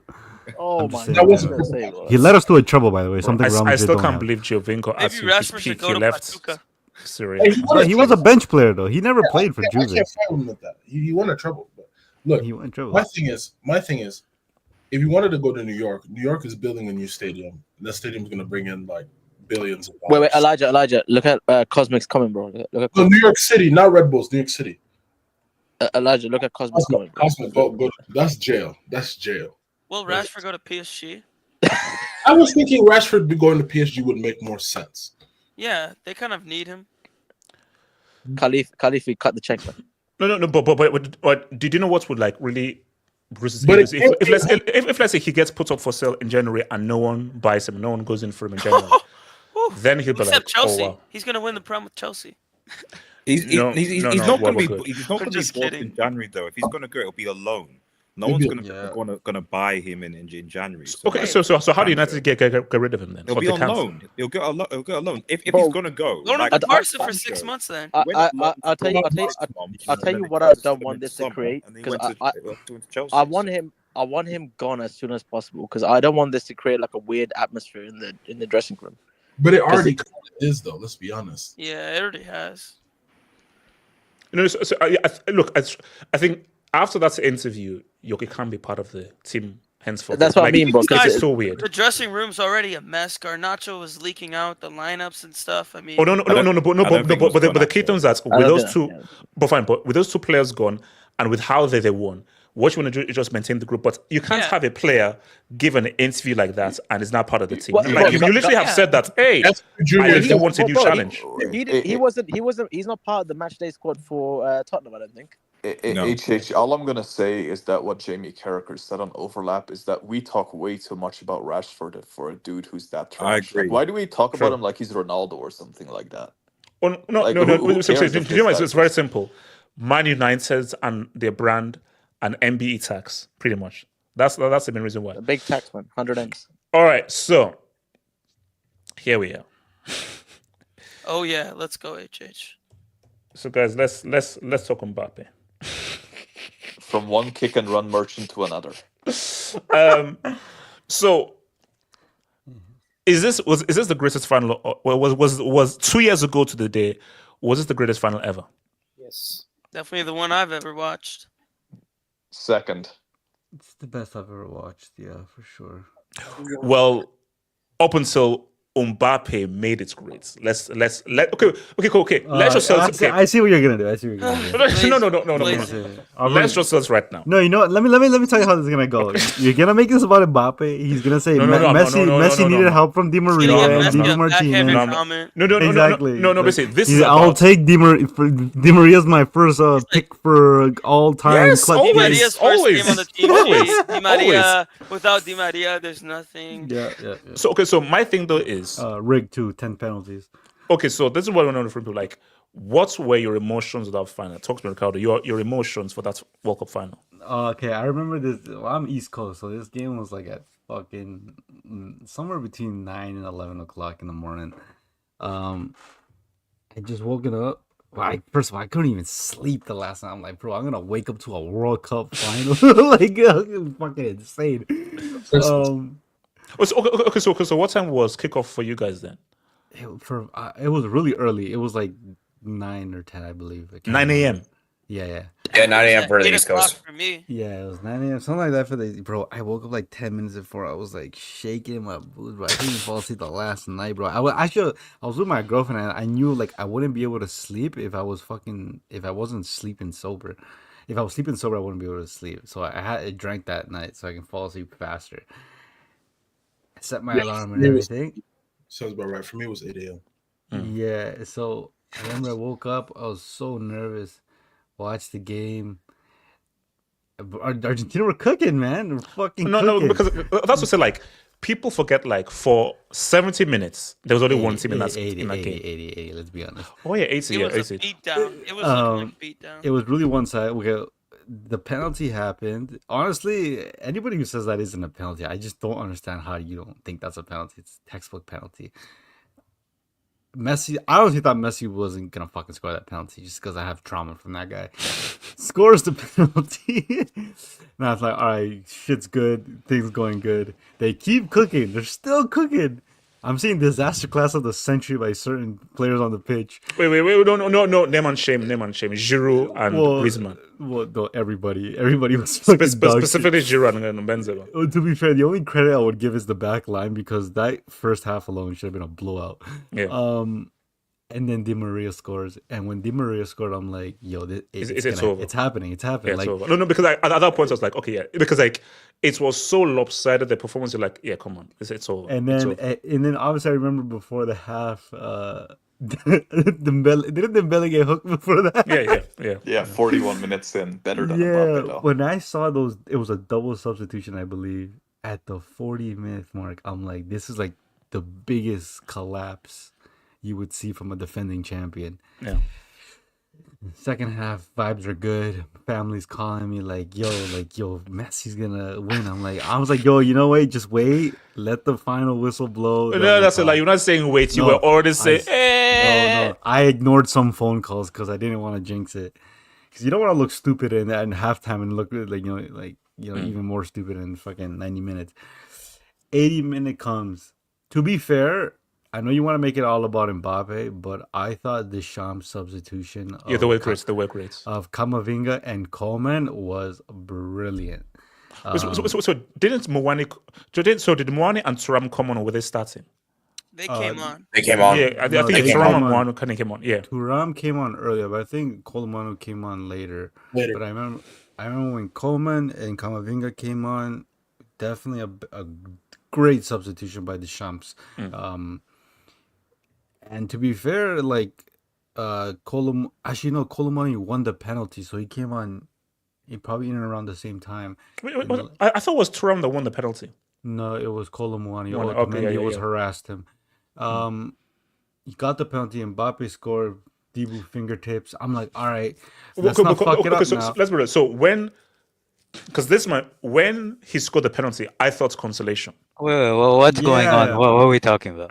No, the final, World Cup final. I thought when he scored the penalty, I didn't exactly feel consolation. I just felt like, oh my god, fuck, here we go again, Argentina. Really?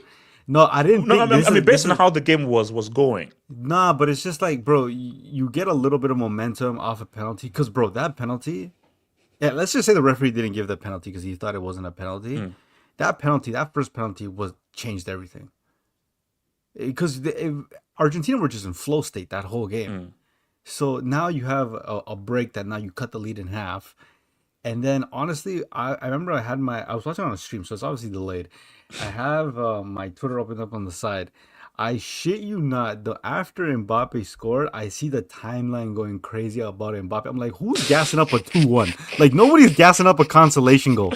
Bro, I swear to God, like a minute later, or not even, like 30 seconds later, this guy scores twice, and I just walked out of my room. I'm like, oh, it's not happening. It's not happening. Because we see, like, at that moment, that's when the entire game. Because the reason why I reacted like that is because I didn't think France would make it. Because I thought either it stays 2-1 or Argentina make it 3-1, because Argentina were so much in control. France were just trying to get themselves back. I thought, okay, look, it's a consolation. But when he scored and the way that he scored, because it was so unexpected. I was like, bro, this game was completely changed. And at that moment, see, that's when the game now went in so overdrive. Because then it's like, bro, anybody can win now. But I think because the key thing was, the old Messi would be like, fuck, here it goes again. But it's the way he reacted. Because he was like, nah. I think it would have been a capitulation had they not won the Copa America before. Because at least he could have been like, okay, at least it's not the World Cup, but whatever. So but you know that's actually they didn't even make it to the finals. No. I think that's actually key. I think if they hadn't won the Copa America, I think the nerves of Messi would go through. And this is what I even said in the whole thing. That's just getting that monkey off his back. Messi just played with so much freedom. Yeah. And so he knew that, okay, even if we lose, I still have that. I gave an internal something. But if they hadn't won the Copa America, Messi would have just They don't even make the final. They don't even probably make probably final. not. Probably not. Probably not. But I remember 2-2. I'm like, all right, you just gotta ride out these last like 10 minutes of the game, man, because fucking Mbappe's probably gonna score a 10-minute hat trick at this point. whatever. They make it through the extra time. Game's going good. It continues off with Argentina still playing well. Bro, when Messi scored that 3-2, I'm like, nah, this is like it's like Messi game winner World Cup. Like it was too crazy. And then no, but you thought it was over. Like I thought this is the perfect ending. Yeah, I thought at that point, I'm like, there's no way Mbappe's gonna get another goal. And then the fucking penalty happens. And then whatever, he scores. Once I went to the penalty shootouts, I was pretty confident. I'm like, one team's got Dibu Martinez, the other team's got fucking Urias. So I mean, that's a massive handicap going in France's disadvantage. And then I just looked at Argentina's penalty takers. Messi's a good penalty taker. Leandro Paredes is a good penalty taker. Montiel is actually a magnificent penalty taker. Dybala. Yeah, Dybala is a good penalty taker too. And I just felt like even if it went to the fifth pen, it would have been to Lautaro Martinez anyways. Yeah. But that's what like I knew when it went to penalties, I knew for sure that France wouldn't win. I just because just the way that the game was going. And the fact that a team who's already won a multi-shot, and I just looked at the France's penalty guys and just how the game was. I was like, I just don't trust these guys. I feel like to got the penalties. because the thing with the French team is just that you took off Griezmann and Giroud; those are your veteran players. The other attackers, bro, they're all young players. Like, you sent Mbappe. Mbappe is big game player. After that, it was Coleman. Coleman, bro, like, I don't know if I trust that guy in a shootout. Chouameni, I don't think Chouameni's ever taken a penalty in his life. And then you had Kolo Muani. If you really look at Kolo Muani, he didn't even aim it. He just blasted it. Yeah. So he's like, bro, whatever happens here, the damage is already done. So He was low on confidence in the pen shootout. Exactly. And when in doubt, just blast it. And then whoever the fourth one is, who would have been like Thuram? The last one. Yeah, I don't know who it was. And then, bro, when they won, I could not believe it. I just sat down, wow, like, bro, all the suffering as a Messi fan. I'm like, nah, this is too good, man. Like, I had people blowing up my phone, bro. I could not answer. Like, I went ghost for like 6 hours because I could not believe it, man. I drank myself away into a work week, bro. It was crazy, man. I just can't. You know what the crazy part is too? I can't watch the highlights. I can watch the penalty shootouts because it's so one-sided. I can't watch the highlights because every time I watch you get like PTSD. I get PTSD from that second Mbappe goal. I get a fucking PTSD, and the Kolo Muani chance, bro. I always feel like it's gonna go in. So was that chance? Can I speak on this? Sorry, was that chance at the end of regulation or at the end of extra time? End of extra time. It was only 2 minutes. You know that would have been the greatest. That would have been the greatest segment because because Muani missed, they go straight into a counterattack. Lautaro Martinez had a free header, and he was horrible. He was one of the worst headers I've ever seen by him. No, because you know what the way things is like it's one of those things where like I've watched some of the highlights, but even I can't even go back because it's one of those games where you have to just leave it in the moments. Similar to how like I've not even watched back the Italy-Germany game. Like they're just those special games where I can see the goals in a vacuum, but just going through that sequence of how everything went down, I'm like, no. It was for that moment in time. That live experience. Oh no, crazy! No, basically, that can't be recreated. You see, like the Italy-Germany is just a good game. The France thing, it wasn't a good football game. It was just a very epic game. And the key thing about it was that no, you had to experience it live. You think about it. It's the old guard with Messi and the new guard Mbappe. Two best players, arguably in the world at the time. This is Messi's last dance. Mbappe can go back to back. It's just the whole storyline. 3-3 penalty shootouts. The way it happened. One team was dominating, and one player. No. And also, you know what else? Because this what I thought is like, if France win in that manner. For me, it wouldn't make sense because so Mbappe is a two-time World Cup winner. So that's why I just felt no. Especially if it was, let's say, just that they were separated. If let's say it was Argentina Brazil in the final, or let's say it was Argentina Portugal in the final, whatsoever. Let's say Brazil was in the groups and it was Argentina Brazil, then it will be more balanced. But it's like Mbappe, no, you already have your World Cup, so you already have your World Cup moments. Now get the UCL. Griezmann, Giroud, like none of these guys. Lloris to be a two-time World Cup. Yeah, so for me, it makes sense. Like it just seemed like because it's France and Argentina and what France have already done, it just wouldn't make sense that these guys now go back to back and deny this guy one World Cup done. What do you think happens if Kolo Muani gives the pass to Mbappe and he scores the 4th goal to win the World Cup for France? It wouldn't make sense. No, I'm sorry, like now. Sorry, I'd have a heart attack. 100%. I'd have a heart attack. So I wouldn't be able to do the stream. To be fair, in that moment, you have to take the shot. No. What the hell? Heck no! Are you passing that down ball? You're shooting. Listen. Wait, hold on. I'm sure. Yeah. Can I speak up to Ancho? Yeah. Just imagine if he gets the pass, he scores the 4th goal in a comeback, all 4 goals while trailing, and after being dominated for 80 minutes, he wins the Ballon d'Or. That's clear, right? And then my question is, what does it do for his status as an all-time? Okay, you're reaching too much. No, basically, no. My thing though is that I don't even look at that as a possibility because for me, I just feel things happen the way they had to happen. I just think that Mbappe was never meant to win that World Cup back-to-back, specifically against Messi. The moments that Argentina and France met, Messi was destined to win. The final that I think that should have happened is either a Argentina-Brazil final or an Argentina and this dude final. Those are the finals that I think. Then it's like, wow. Yeah. Or an Argentina and the Serie final. I think the Brazil Argentina final. Actually, wait. Hold on. I'm I know. I understand all of that, but the question is, the hypothetical question is, what would it do for his Mbappe's legacy had he won that final? No.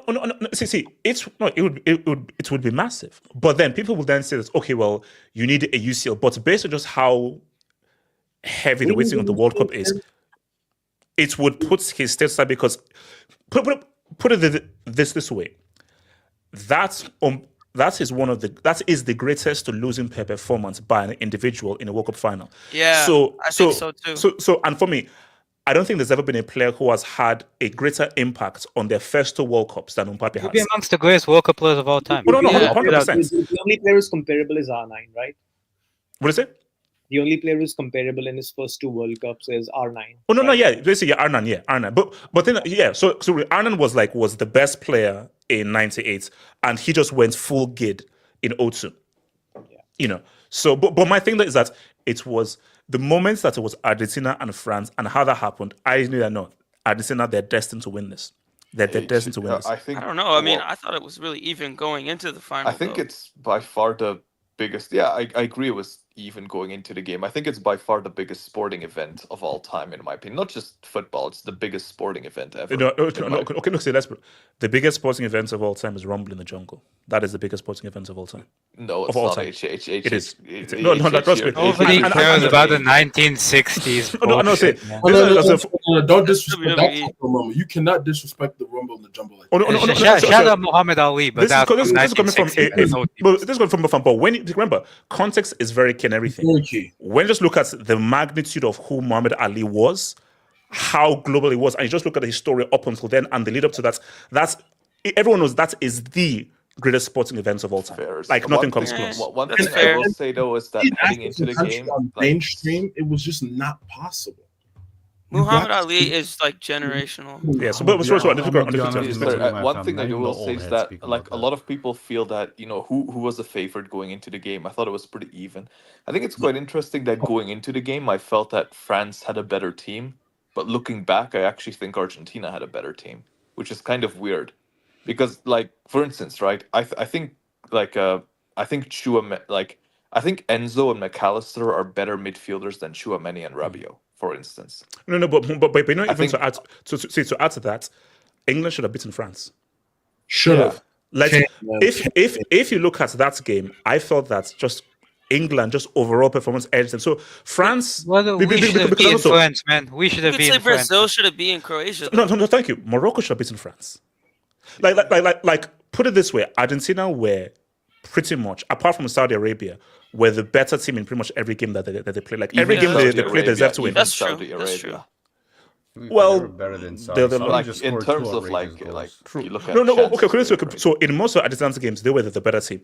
I felt England were the better team, and I felt Morocco were the better team in those 2 games. France just did good, and the good just ran out in the final. No, It's what happens when you have that fraud Harry Kane up top, trying to score a penalty for you. Come on. Yeah. Come on, man. Yeah, undisputed. Go ahead, undisputed. I don't know, man. I still think that in terms of narratives in football, like it was like Messi's like last real opportunity, and the way everyone basically wanted him to win it, and the way he was up against a villain Mbappe, who up until that point was his, in the eyes of the people, Messi, right? advance of the Messi fanboys. Yes. And the fact that Mbappe I'd say always most had of the world too. Yeah, I think the fact that Mbappe had Messi's number up until that point, 2018 World Cup, the Champions League knockout in 2021, and that just made the. Back then, I used to fear this guy, Mbappe. I genuinely used to fear. Even in the 124th minute, the very last action of the game was him dribbling past Romero, Paredes, Enzo, and then Dybala clears it. I don't know what happened. He's lost his fear factor completely, but I used to fear him. But all I'll say is that if Mbappe really was Messi's daddy, he would have won that game. How? By penalties? By scoring the wait, by scoring for all 5 penalties? No, come on, bro. By scoring the 4th. No. Basically, maybe not showing up after the 80s, that would have helped. Basically, Mbappe pretty much literally did the best an individual could have done with a trash ass team. Put it this way, that's how you lose a game. How Mbappe played, that's how you lose a game. That's how you lose a game. Well, I had a discussion with someone else yesterday, but what do you think was more impressive, Mbappe in that final against Argentina, or Gerrard against AC Milan?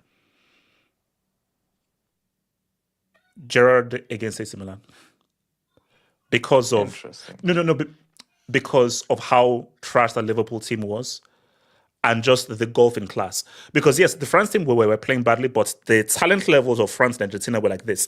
The talent level of Milan and Liverpool was like this. So what Gerrard had to do, and also remember, Gerrard had to now play right back. So what Gerrard had to do with bums like Steve Finnan and all those scrubs against one of the most talented and stacked UCL teams, what Gerrard did that was insane. Don't you think Mbappe's will be more maybe remembered since it's the World Cup final? No. Put it this way, like that goal that Mbappe scored is one of the most iconic football moments of all time. Like to score that goal, to make it 2-2 and bring it back, is one of the most iconic things in football history. It's crazy. So Same with Di Maria's goal. Oh yeah. AK. I mean, 2 years before the day your narrative got destroyed, shout to that. No, but overall, that World Cup was just it was an outstanding World Cup. For a personal thing, and as like the spectacle of it it's that or 2014. I don't know which one is better for me. 2014 was better.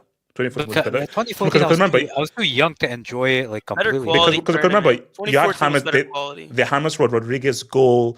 You had the 7-1, the Germany-Algeria game, the Germany-Ghana game. Then Argentina, Netherlands too. And also, see, here's the thing. That as a final, based on just what a final is, that was actually a very good final. In terms both of teams were even. In terms of it's even, it's tight, and also that goal to win the final was a crazy goal. So but 2014 was. That's so many moments. Don't forget about Netherlands versus Spain, the flying header. Yeah, true. Yeah, true. But I think when I was going into the final, like, I thought it was gonna be even, because I know, like, we talked about Argentina and France. Argentina probably the better team, but I felt like Argentina's route was easier than France. Like, France had to play I think they played Poland in the round 16, which they easily dispatched. England, like, I know we clown on England, but they're a tough team. They're a tough team, and also England, I felt England were better. I agree with that. England England were better. In that World Cup, England I know it's England and we like to clown them, but they were playing well that game. Yeah, they smacked up Senegal Senegal. AK, I think Argentina had a harder semifinal though. If I'm being slightly harder. 4-0 Croatia. Yeah. Well, yeah. Who won the third place game again? Who won the third place? We were injury ridden, man. We were injury ridden. Respect us. Yeah. We our center backs were all out that game. But I think same Morocco, they had a hard route. So I think it was a bit even in terms of like the going into the game. And I was just surprised, bro, the way Argentina started the game. Like, bro, they were like, even before the penalty, they were going attack after attack after attack. Di Maria, I'll be honest, I didn't think it was a penalty.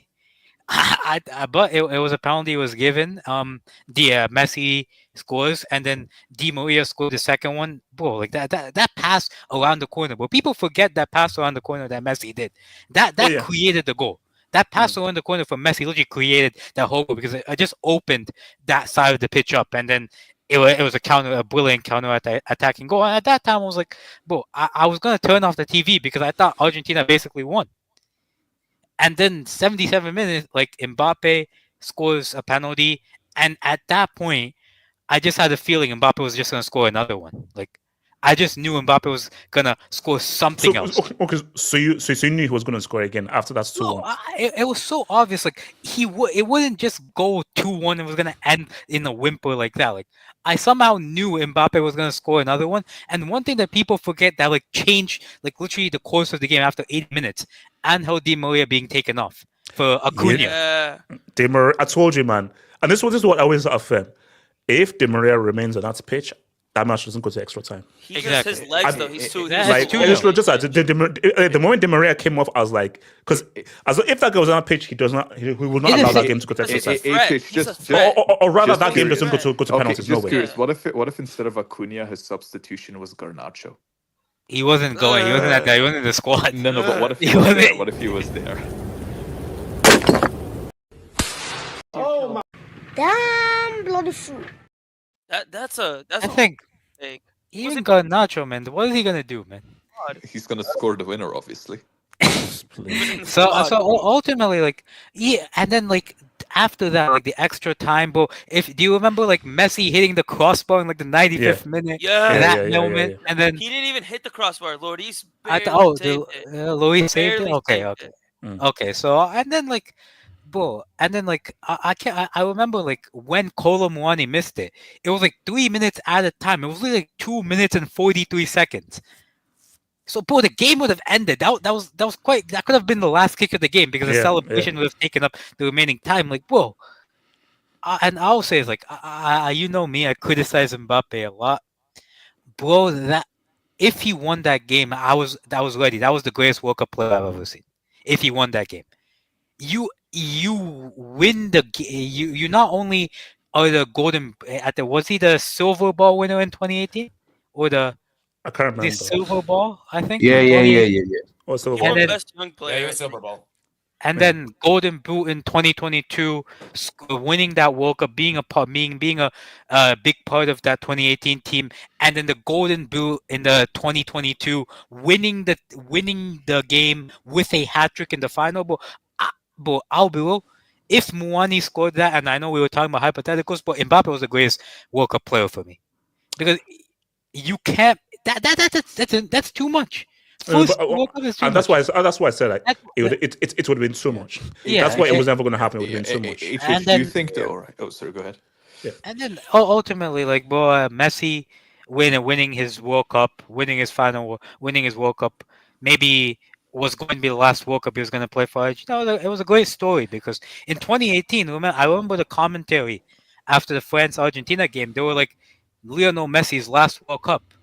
He gets knocked out around the 16, and in 2022 he comes back and wins it. So But I was just gonna ask, right? Like, South America needed that World Cup because Europe was on 4 in a row at that point, right? Yeah, that's true. The dominance, and I'm wondering, and we're waiting for Africa to get one. So what is it? Yeah, go for it. Yes. I mean, they won. It's been 300,000 years. Guys, let's be fair. Africa won in 2018. Let's be fair. But anyway, as I was going to say. As I was going to say, right? Like we're counting the Africa All Stars. That's what we're doing. No. Africa is still waiting for one. It's full of brothers. Lukman will lead us towards. Lukman lead us.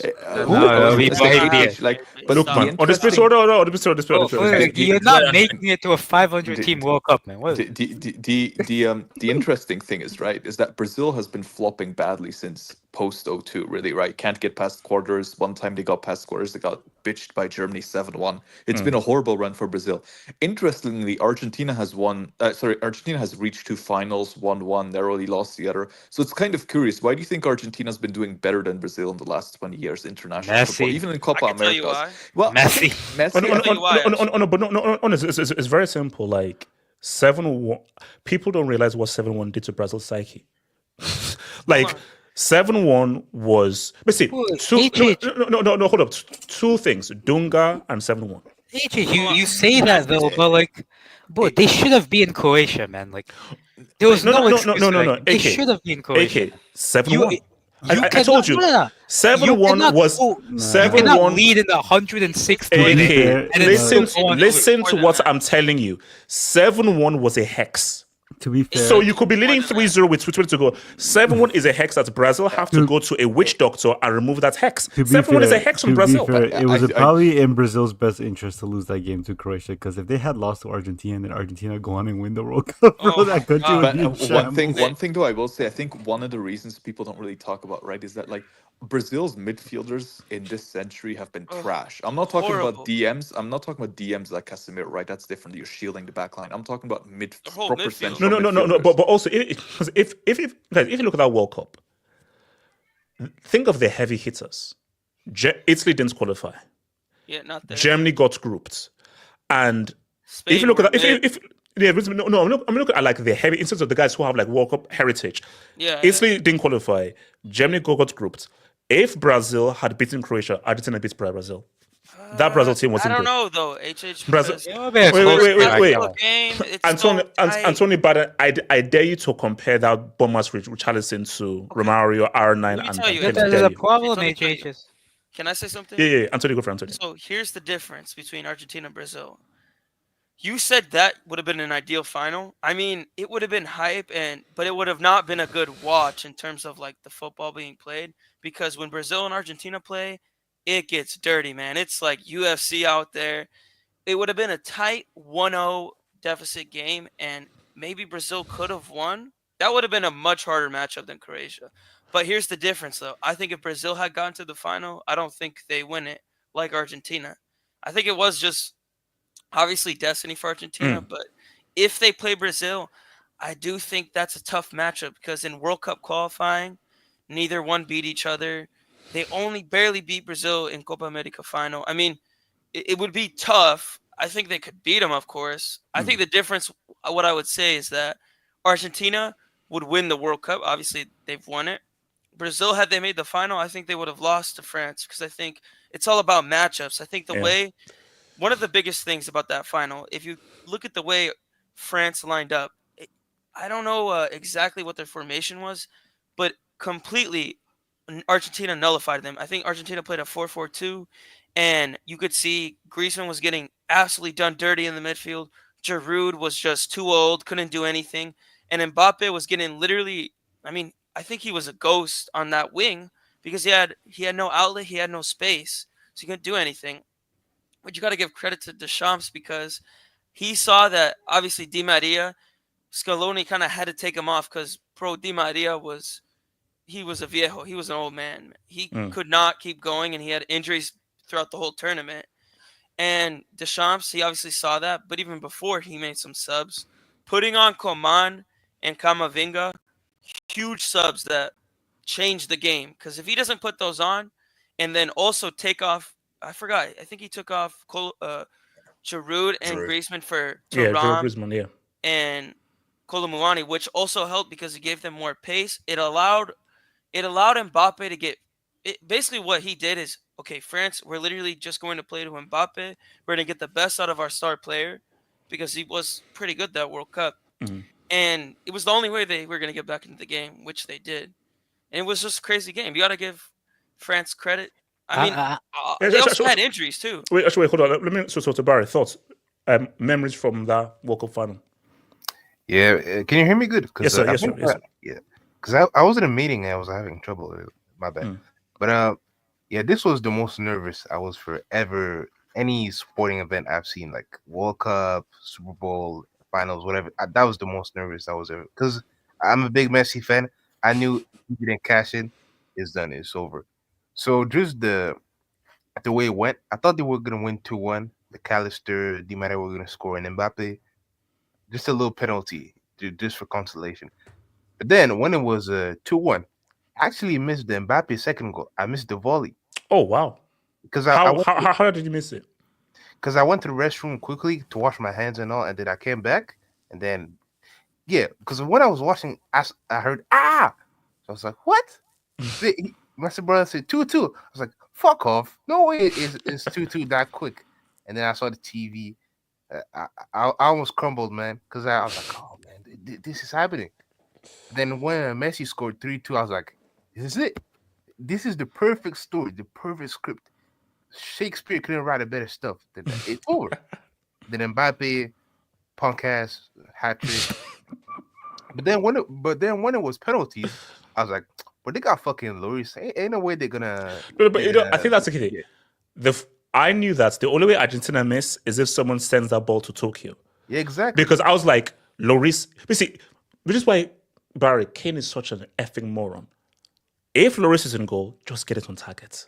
Just get it on target, and you're going to score. I think the fact that Lloris's teammate kind of played with him. Yeah, no, but because my thing is that because I knew that Argentina, you only miss if you hit the post or you send that ball into Neptune. Because that's when it's not saving a single shot. The penalty was so bad. Dybala's penalty was so bad, and Lloris wasn't going to save it. Yeah, you know the funny thing about the Kane penalty.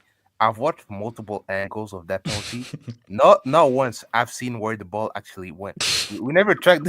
We never tracked. Bro, seriously, that ball traveled. That ball, no, Neptune. That ball went straight to Neptune. HH, I have a question. Yeah. HH, I always had this in my mind. If somehow we beat France, what would a hypothetical Argentina-Morocco final be like? I think you guys would get destroyed. I'm gonna be honest with you. Yeah. It's not to hate on Morocco. It's I just, think I don't know. No. You guys would feed into Argentina's I think style. Morocco would have performed better, but Argentina would win in regulation. Yeah. So I think Morocco as a team would have performed, but I think Argentina's quality. Hold on. Argentina's biggest. Yeah, I see, and that's the key thing. So let's play a game. So basically, let's say just for hypotheticals, you had everyone back. Yeah. You lose like 2-1, 3-1, but Argentina the better team. If you were depleted, you get beat down like 2-0, 3-0. Yeah, that's what I think. That's what I think would happen because it's all about matchups and it's the way Morocco play. But I feel like Argentina would do much better. You see, this is why the stars aligned. Yeah. I don't think that there was a team at that World Cup Argentina would not have beaten. Because if you just look at all the teams, like the key thing, they're like the legacy teams. Italy didn't even qualify. Germany, who always has Argentina's number, got grouped. And they're still short of renaissance. So it was literally just the stars just online, the perfect time, the perfect team, and all the heavy hitters who normally would cause Argentina issues when not around. So Brazil could have beat them. I think I also think I really think Brazil is the best chance.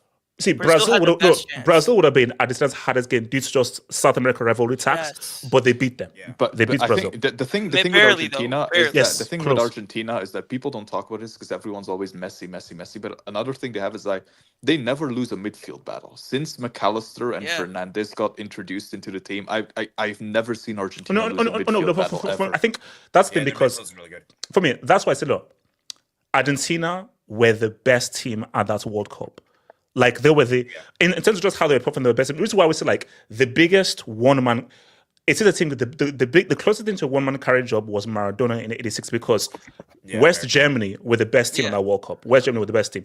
Argentina were the best team at this World Cup. But they were the best team. Hold on, HH. I do think though, like I think Maradona's World Cup, definitely the best individual performance at a World Cup.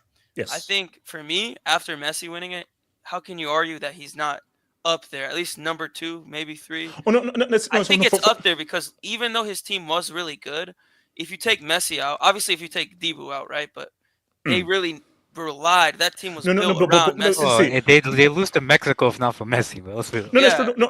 No. In terms of his contributions in all the game and just his importance and value, it's fully up there. But the thing though is that that was a good team.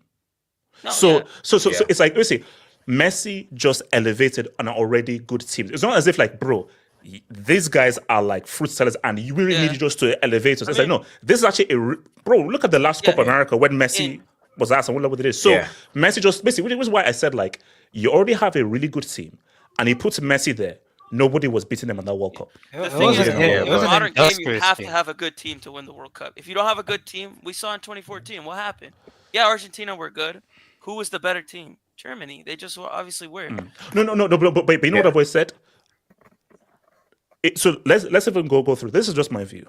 06, Argentina were the best team. I believe Argentina were the best team. Italy won. Look at that team. It's like 2010, I felt Germany were the best team, but Spain ultimately won. 2014, Germany were the best team. Germany deserved to win. 100%. See, 2018. Belgium. I would say Belgium. Belgium were the best team. Belgium were the best team. France was just effective. And Lukaku. Yeah, so basically like, so basically it was really like 22 and 2014 were the the best team. Notice that like all the teams since 06, they're mainly pragmatic teams, like pragmatic defense first, and don't drop a brick on me. That's why I think England could do something because, bro, you've appointed the king of pragmatic Of course football. they could. That's not a bad take. Look at their squad. You've appointed the king of pragmatic football. No. Put it this way. This is the best chance. Basically, the last time, and maybe I need to do more research, the last time an ultra-attacking team won a World Cup was in 1970. Yeah. Like since then, the teams that win the World Cup are teams. Would you say 2014 was an that's how attacking balanced team? I feel 2014 was attacking. That balanced. They were balanced. Very balanced. No. Basically, that's 2014 team. They knew when to attack, but they knew when to defend. But no, that team was perfectly balanced. A very balanced team. Algeria as an example. Arguably one of the greatest World Cup teams ever. So because my thing though is that like I just feel that it was perfect timing for Argentina. Because look at Italy, 4 World Cups, they can't even qualify. Look at Germany, 4 World Cups, they can't even get through the groups. So those are 2 like legacy teams. And look at Brazil, 7-1 tax, and you already beat them in the Copa America, and they don't, and their strikers is Richarlison. So basically, like, what team was beating Argentina? What if Portugal made the final? Of course, they beat Portugal. No, like the only thing that Cristiano energy would do something. No, let me say something about Portugal. This team, energy. They are not good, bro. No. 2022 Portugal did not play good. Name me one game that they played like a cohesive unit. Maybe Switzerland. They were not that good. The one game, ironically, the GOAT didn't play. I totally forgot that they absolutely destroyed. Didn't he get benched though? Right? Didn't Cristiano Ronaldo? Yeah, he got benched. Right? But that was such a freak, guys. That was such a freak game. That was their only game. They were. I mean, they did dominate that game. I totally forgot about it. But other than that, they were so mid. They were so like the thing with Portugal is they have good players. You look at the team, you're like, dang. I mean, if I look at this squad, I'd say top 3, top 4 squads up there with Brazil, England, and France, right? Yet when they play together, they look not like a cohesive unit. They look so. Do you know what the crazy thing is? Outside of Spain, I think South America can maybe. It's just that obviously, it's many teams. It's different things can happen. But I'm looking at Italy. Okay, fine. There's England, and England is still England, but you're looking at France. So I still feel that outside of Spain, I don't really see that. Basically, because I think Europe's heavyweights have always been Italy and Germany. Yeah. Those were always the guys that, okay. But Italy and Germany right now, I just don't think that they have the kind of fear factor that they had like back in the day. Well, HH, do you think? Oh no, man! Germany might do something, though. HH, do you think it's possible? This sounds crazy, but given where the world football is right now, Argentina won the last Copa America. Is it possible for them? Because I look at the lay of the land. But I told you. But here's the thing, though. So are you saying Messi is going to be in Trump? Well, I think he'll definitely play. Whether he starts every game and Wait, I think I don't know. I think he'll definitely play. Now here's the thing. Get there. Let's be real, but Trump's gonna wig it for Christian Pulisic. Yeah, obviously. No. But see, here's the thing though. I want Colombia to win so I can see those chicas shake their ass when they win. So that's why I want another South American team to win too. And Colombia played beautiful, but the problem is, bro, you a freak, bro. Wow. Wait, was the goat? It's either gonna be. I'll be real. 2026. I see either Argentina or Spain, man. No. One of those. Look, see, as crazy as it sounds, if you just look at the footballing landscape, which is why, like, you look at that World Cup final, and like, you just look at Argentina, just look at the core team is young. So obviously, Di Maria won't be there. Messi's going to be a lot older. Those are two very key guys. But the core squad is strong. But the thing is that it's the football landscape. But the football landscape is very strong. And I think they could beat Spain. Honestly, Spain is good, but they're very beatable. I think they're beatable. Not in the Euros. In the Euros, bro. See, my thing though is that the World Cup, the thing that's if 2 years from now, I think Argentina will still maintain. I don't. No. See, I don't. It's hard to say. Basically, it's hard to say because I don't know what Yamal is going to look like in 2026, That's true. Well, or what's Nico going to look because bro, like, put it this way, Spain were on another level to everyone else. Yeah, I think in Africa, in the Euros, but to be fair, Euros Germany, they got lucky with Germany. Yeah. And remember that was a penalty. That was a penalty. That was the hardest. Yeah, no, it was the hardest game. That was a low quality Euros. I mean, I think Spain was amazing, but that was such a low quality Euros. I don't know. I'm not saying they're not good. I'm just saying. I think an African team. Wait, hold on. Wait, quickly. Let me, and this is for Ricardo and for Antonio. And be honest here. This is an alternate timeline, very alternate timeline. Yeah. Peru, Nigeria World Cup final. Who wins? Oh shit. Probably we would lose. Well, Peru, man. What the hell? Nigeria can't qualify for World Cup. Yeah, we can't qualify. Peru is not qualifying. Wait. Also, we can't qualify as well. So no. But say that this is an alternate timeline where somehow we both make a World Cup final. Who wins? What time era are we talking about? I'll probably say Peru. I have an answer. It's Paulo Guerrero. I got an answer. Hold on. Wait, Barry. What's it? The two juju battle between these two countries, the match might not happen. True. This is actually battle of juju. Whose juju is stronger? Battle of juju. Whose juju is stronger? To be fair, we killed Neymar, so. Lookman's not it. It didn't work out at the end. Yeah, we still lost the game. I can't lie, Chich, though. Hey, wait, Ricardo, didn't you show us a picture of that one time where the lady was poking a hole in his body and they ended up poking a hole in his leg? I can't lie, though. Yeah, that ended up. Can I finish my? Yeah. Barry, what's it? Yeah, because dudes were interrupting me. Yeah, but just one thing. As a Messi fan, this was perfect because of all the losses. I was there in 2016 when he missed the penalty. I almost cried, man. Yeah, I was there too, man. Holy shit. Yeah. Wait, you were in the stadium when he missed the penalty? The stadium, man. Yeah, I was. No, bro. I told you, like, bro. Like, because I remember when hold on, didn't he have his first tattoo? I think didn't he go blonde and have his first tattoo after that Copa America final? He had a midlife crisis. He already had a tattoo. He had a midlife crisis after the Copa America final, bro. Yeah, I watched him miss the pen. I almost cried in the stadium, but in the radio, it was playing "Stay" by Rihanna. Then I cried, and then after all, the Ronaldo tears, the winning, it was perfect. Wow. No. Do you know what's he's to blame? Wow. Do you know? Remember that Piers Morgan interview that he gave? That was so. Wait, where he said that? You know what? Portugal, Argentina. I said. Yes, I would love. I'm like, mate, and you came up with that garbage performance at the World Cup. Bro. I think I deserve it. I think I deserve it. Yes, I think I deserve it. Can I ask you? Wait, hold on. Antonio then zombies. Antonio. Hold on. In a way, this sounds crazy. Even though France didn't win, Mbappe's reality World Cup hat trick against Messi is Cristiano's dream, bro. Oh no, yeah. His understudy, bro. No, but hold up. Imagine if France were in Argentina. So imagine if Portugal were in France's place and Cristiano did what Mbappe did. Cristiano would put it this way. Cristiano would have a heart attack and guys there would be a civil war. Oh my jeez. Cristiano fanboys would launch. That might be World War III. That might be World War III. Imagine if Portugal lost a World Cup like that with Cristiano scoring a hat-trick and they lost the penalty. Bro, and also, the Portuguese guy that missed a penalty, fear for his life. Cristiano's throwing hands with him. Cristiano's throwing hands. Can you speak up for zombies?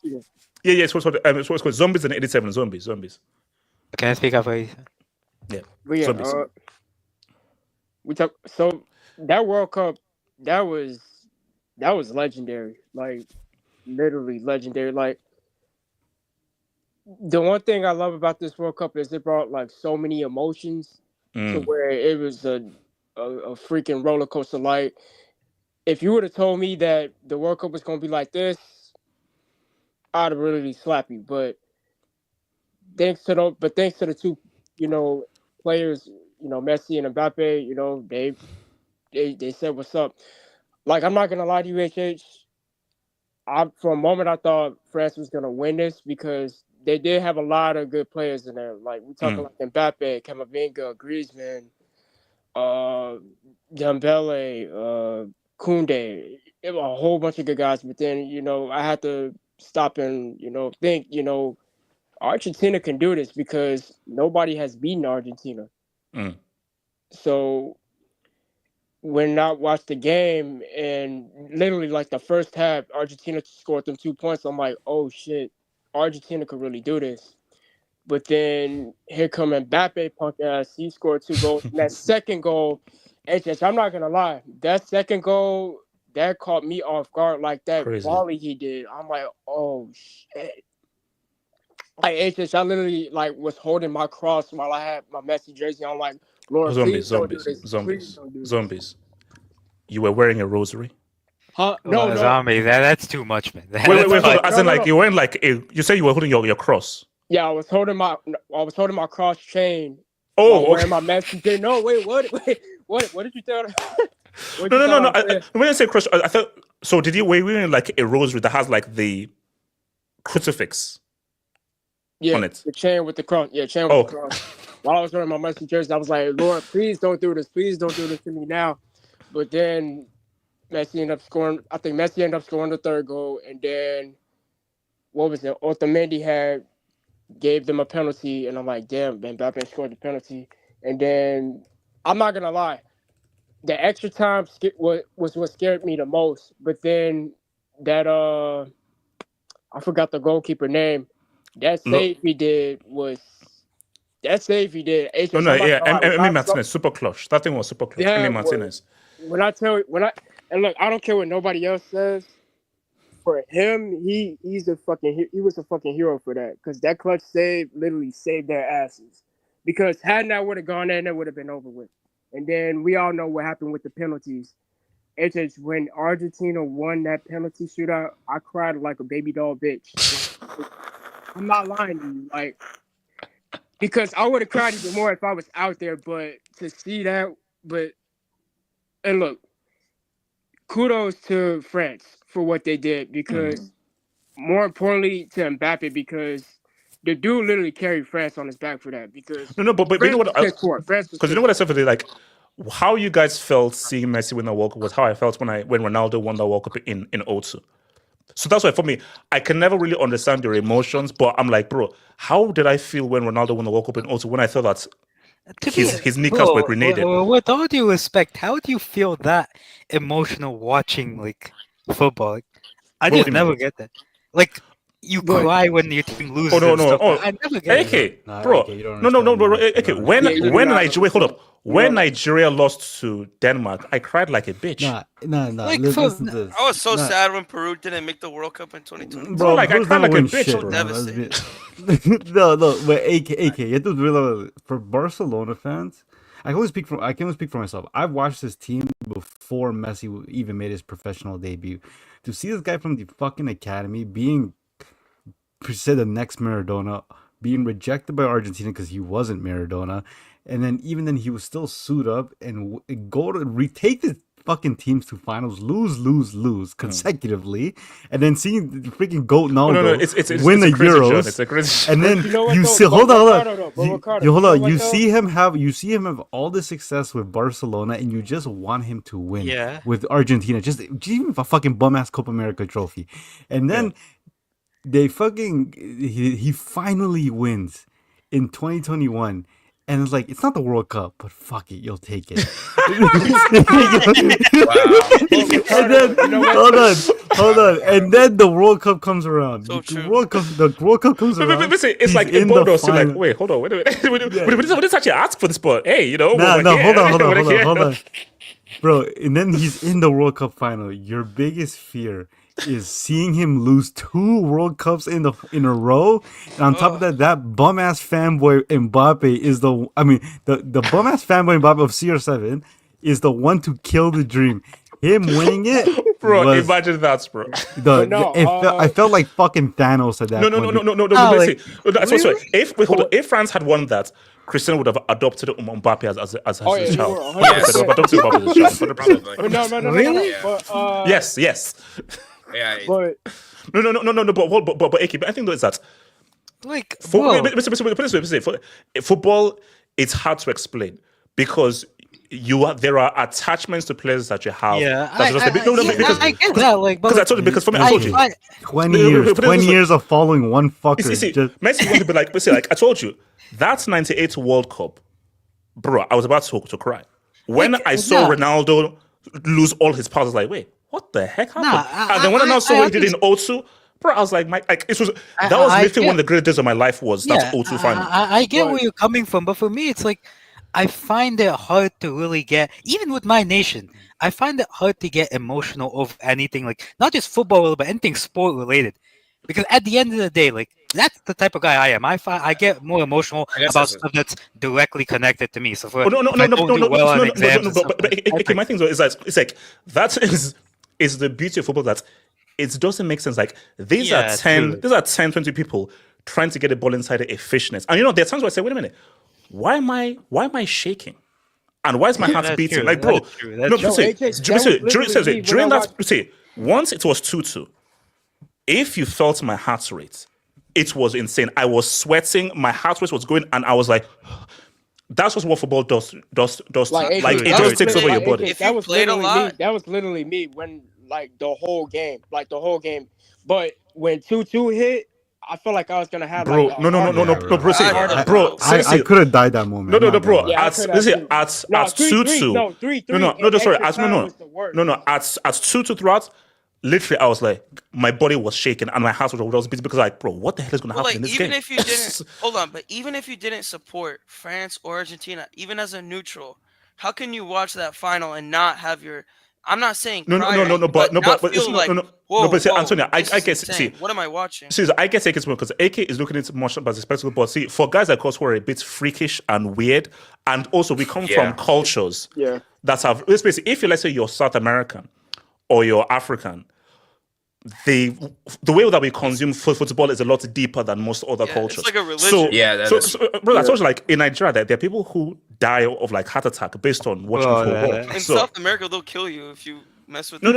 Because seriously, like even like my mom told me, like my uncle Santos, who's like Brazilian, would say like when he watches football, the guy just goes mad. This guy made up an uncle, by the way. I get excited. I think it also get excited and nervous and stuff, but like crying is like a different level. But no, no. Wait, AK, tell right now.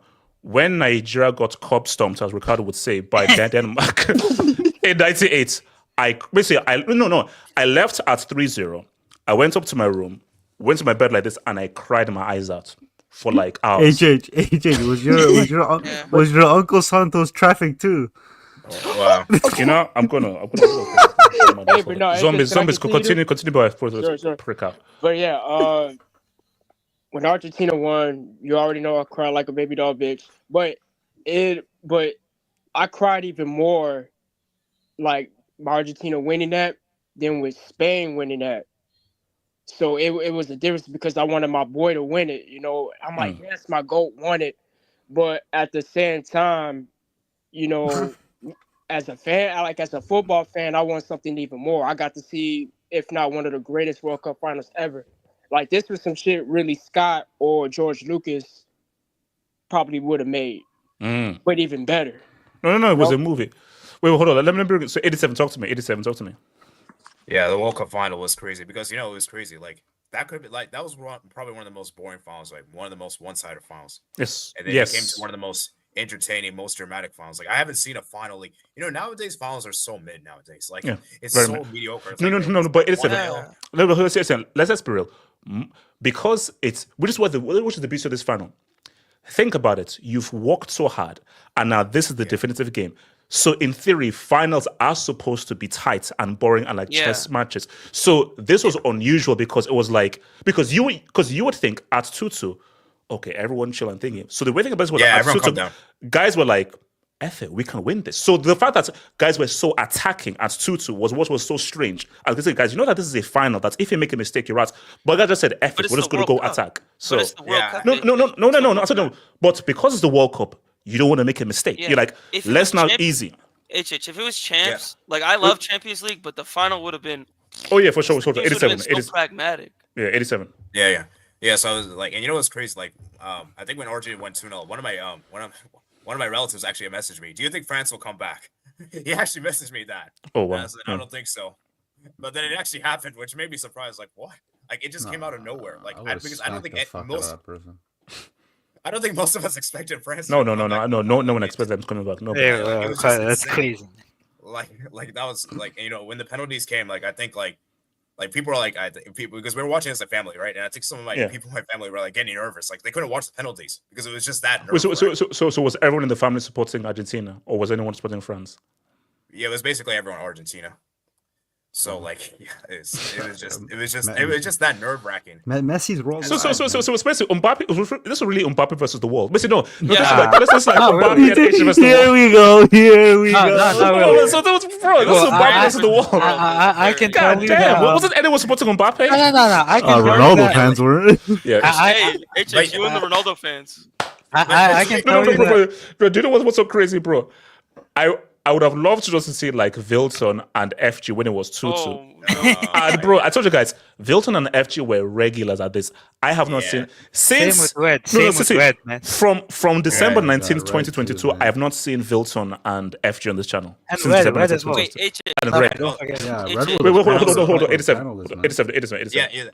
Because HH, you're kind of right though. Most people were supporting Argentina in the final because France had already won it the previous time. So there wasn't anything neutrals didn't really want France to win. It's not like they hated France, obviously. It was just more they wanted Messi to win. And I want to ask you guys this question as a question to the panel. Where do you guys rank this final in terms of all-time finals? Where would you guys rank it? So World Cup final or Champions League final? Okay, let's deal with the World Cup final first. Is this the best World Cup final ever? Yes. To me, this is the best final I've ever seen. I know it sounds incredibly biased, but spectacle-wise, I've always said it, bro. Nobody has struck fear in my heart that Mbappe has, bro. Not even CR7. So when you culminate everything together, this is crazy. The greatest final I've ever seen. Yeah, this is definitely the best final in the 21st century. I cannot speak for what happened in. See, for me, I think best, and I think because of how I like a final to be, I would still say I would say it's between, instead of just the best, 94 and 2014. Because think about 94 was Brazil and Italy had maxed out. Romario and Baggio had maxed out.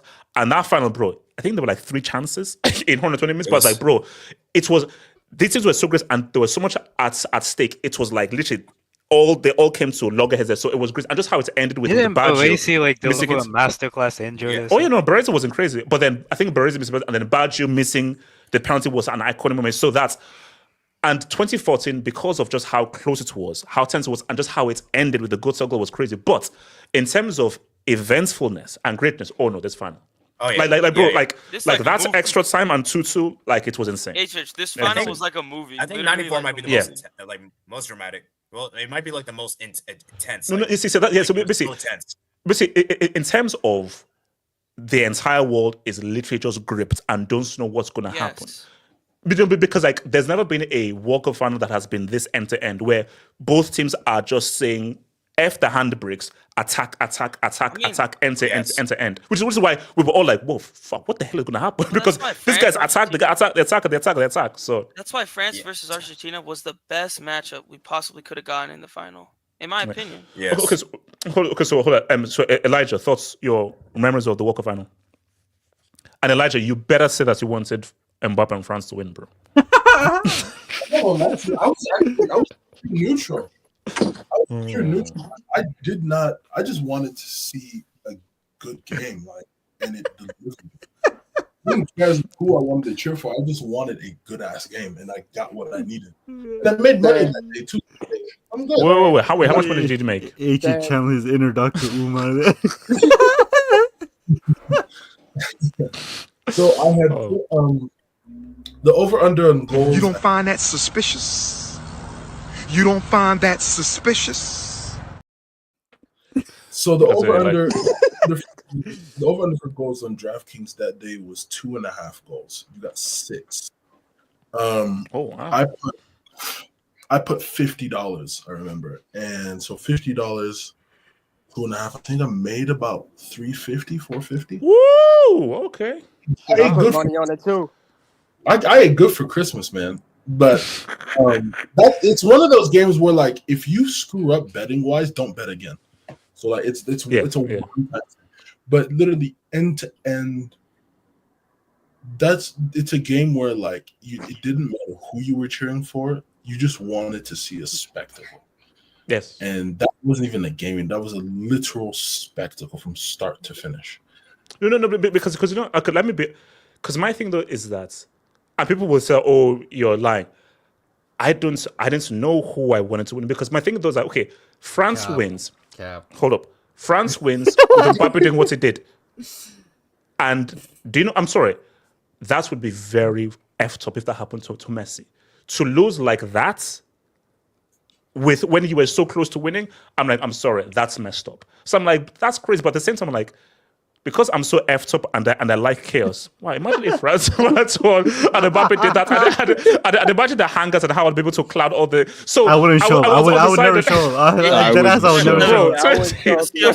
Bro, guys, imagine that hangout for Mbappe scored a 4-piece. I probably would have bought cocaine for the first time in my life. I feel like with a name like Ricardo, you've definitely done cocaine before. Wow. Yo, HH, Bro, that's wild. I would have jumped out the window. No. Bro, so basically, imagine like what does a 4-piece like?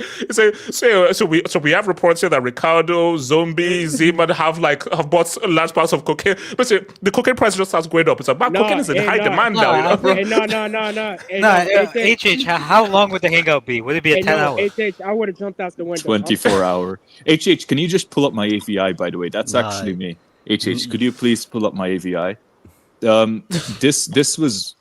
This was me when Mbappe scored the equalizer. I was contemplating jumping in this frozen lake, but actually it was solid. No, but this is me in Siberia, by the way. That's what I'm being real with you. Like, if Mbappe did that 4-piece, and I actually fear for what a lot of people in the world United and guys, I'm being real with you right now.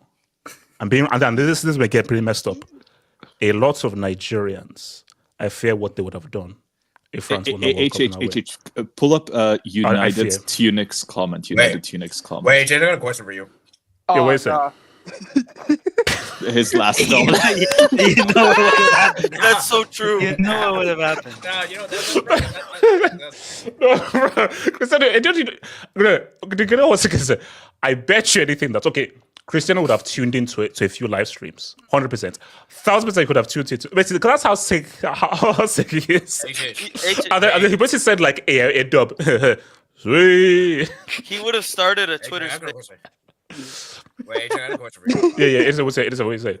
So let's say Mbappe did win the World Cup, like win back-to-back World Cups. How would you react to it? Because I know you're a huge Mbappe fan. Like 87. 87. I promise you, I don't know how to react to it. No. Guys, I know you don't want to believe me. I promise you, I don't know how to react. You would be giving I don't know. I promise you right now. Forget what this guy said. 87. I have no idea how I would have reacted. I have no idea. Let's be honest.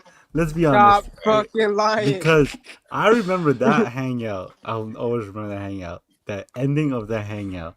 When we asked you, you have to say Messi's the GOAT. You never asked me anything. You needed a 3 business day to process the information. Exactly. and then you double down and said Pelé. No, my question. This guy was so shameless, bro. No, my question is, the moment you saw. Okay, I need you to tell me the moment you saw Coleman's penalty save, Chouameni missed the penalty, and when Montiel scored the penalty, how did you feel? Don't lie. Okay. let me be real with you. So it's just in my mind, I was like, damn, he did. Like it's happened because see, you should have asked an earlier question. When Messi scored that winning goal, when Messi scored it to make it 3-2, I was like, this is it. Like you can't argue now. This guy literally scored. Because similar to what Ronaldo did in 0-2, he literally was the guy who scored the winning goal after it became 2-2. I was like, oh no, this is it. When Montiel scored that penalty, I was like, damn, he did it. Like, so now I was just thinking of just like the journey, the losing the finals, the retirements, the whole thing of you've never won the World Cup. Like my narrative, like, well, you've never won the World Cup, I was like, yeah, this guy really came back and he really did won the World Cup. So there was a realization that like, oh yeah, he actually did it. He absolutely destroyed you. For real. Hey, no, AJ, can I say something though? I love that narrative. That narrative was dear to my heart. Hey, but I think Cristiano won. There's nothing worse than the fact that HH. Do you know how rare it is for him to like lose like a World Cup and then years later come back and win it? Like, you know how rare that is? No, 35 in a World Cup, bro. 35 in a World Cup. He came out of retirement. Has anyone ever done that? Even like I don't know.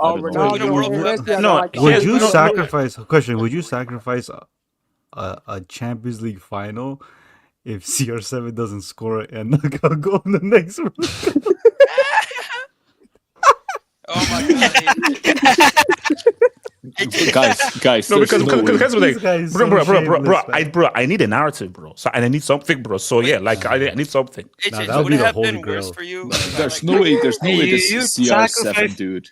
There's no way this sacrifice Drogba contorting his neck for no CR7 World Cup knockout goals. I don't think so. No, that's too much. No, wait, AK, are you sick? You said UCL final. He said like a future UCL final. Okay. No, wait, are you sick? AK, I live off that narrative, bro. What the heck? Yeah, he needs Wait, also, that was gonna feed generation. Yeah, no, exactly. Yeah. Yeah, as like some guys have several UCL, only have 2 UCLs to live off of, man. So yeah, it is a right.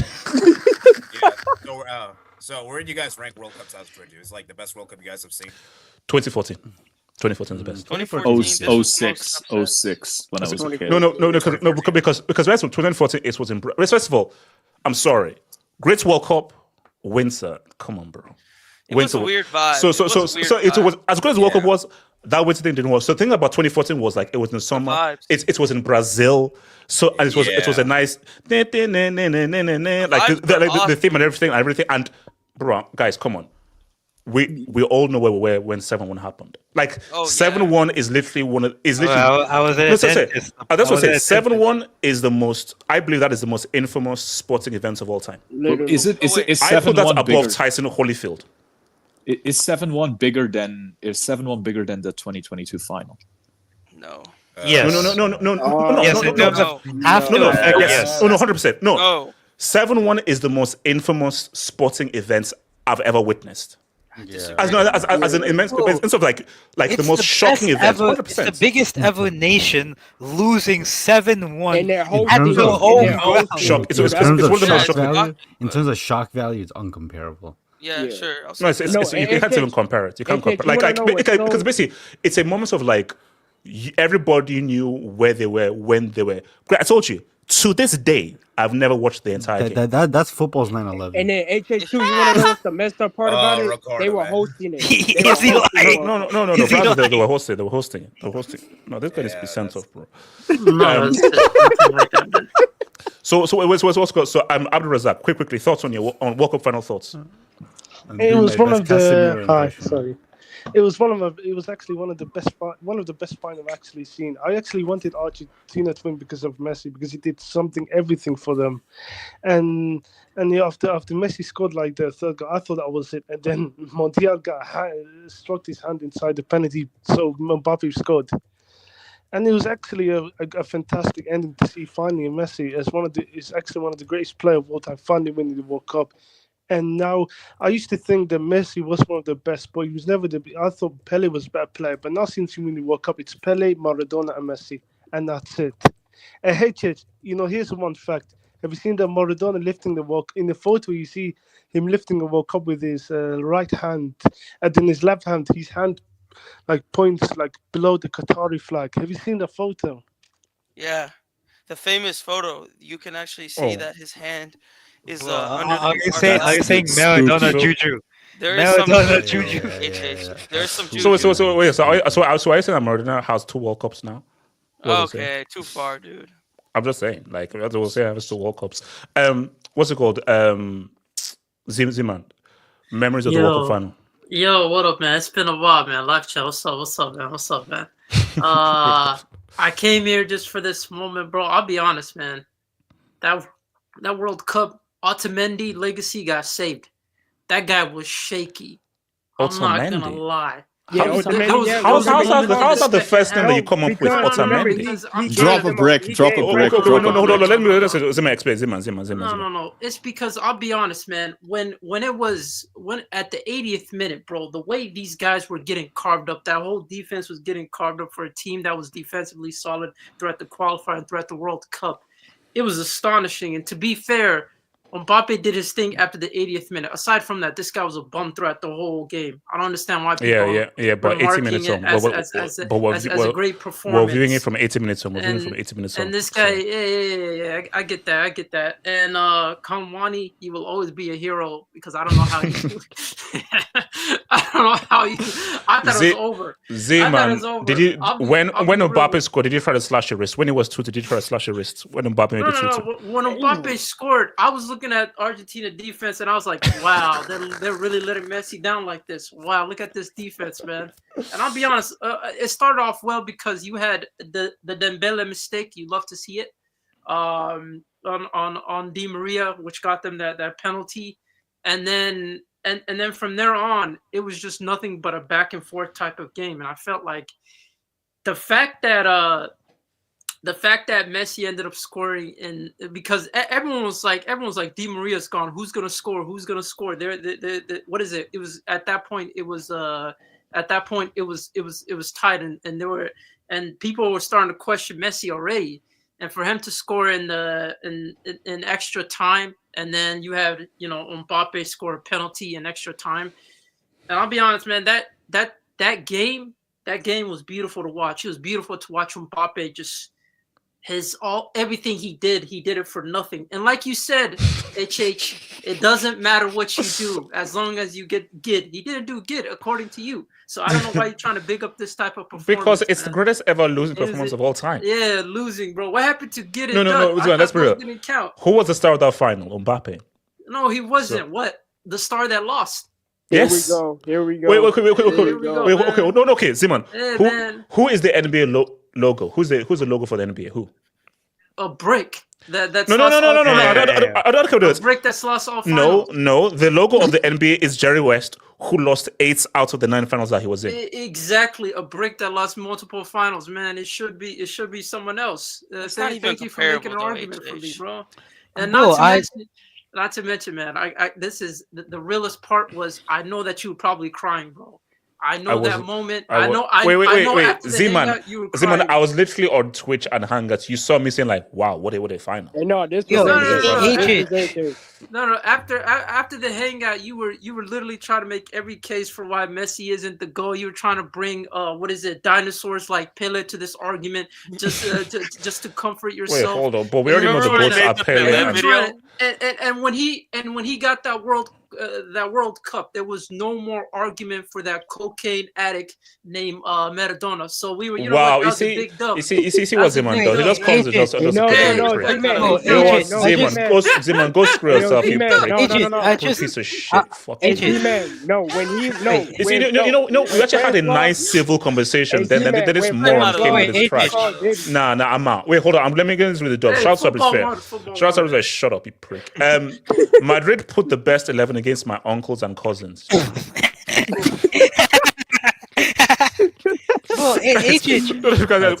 Because he's Mexican. First of all, Pachuca. I thought that was Zaza Pachulia's team. Real Madrid, how are you playing your first 11 against Pachuca?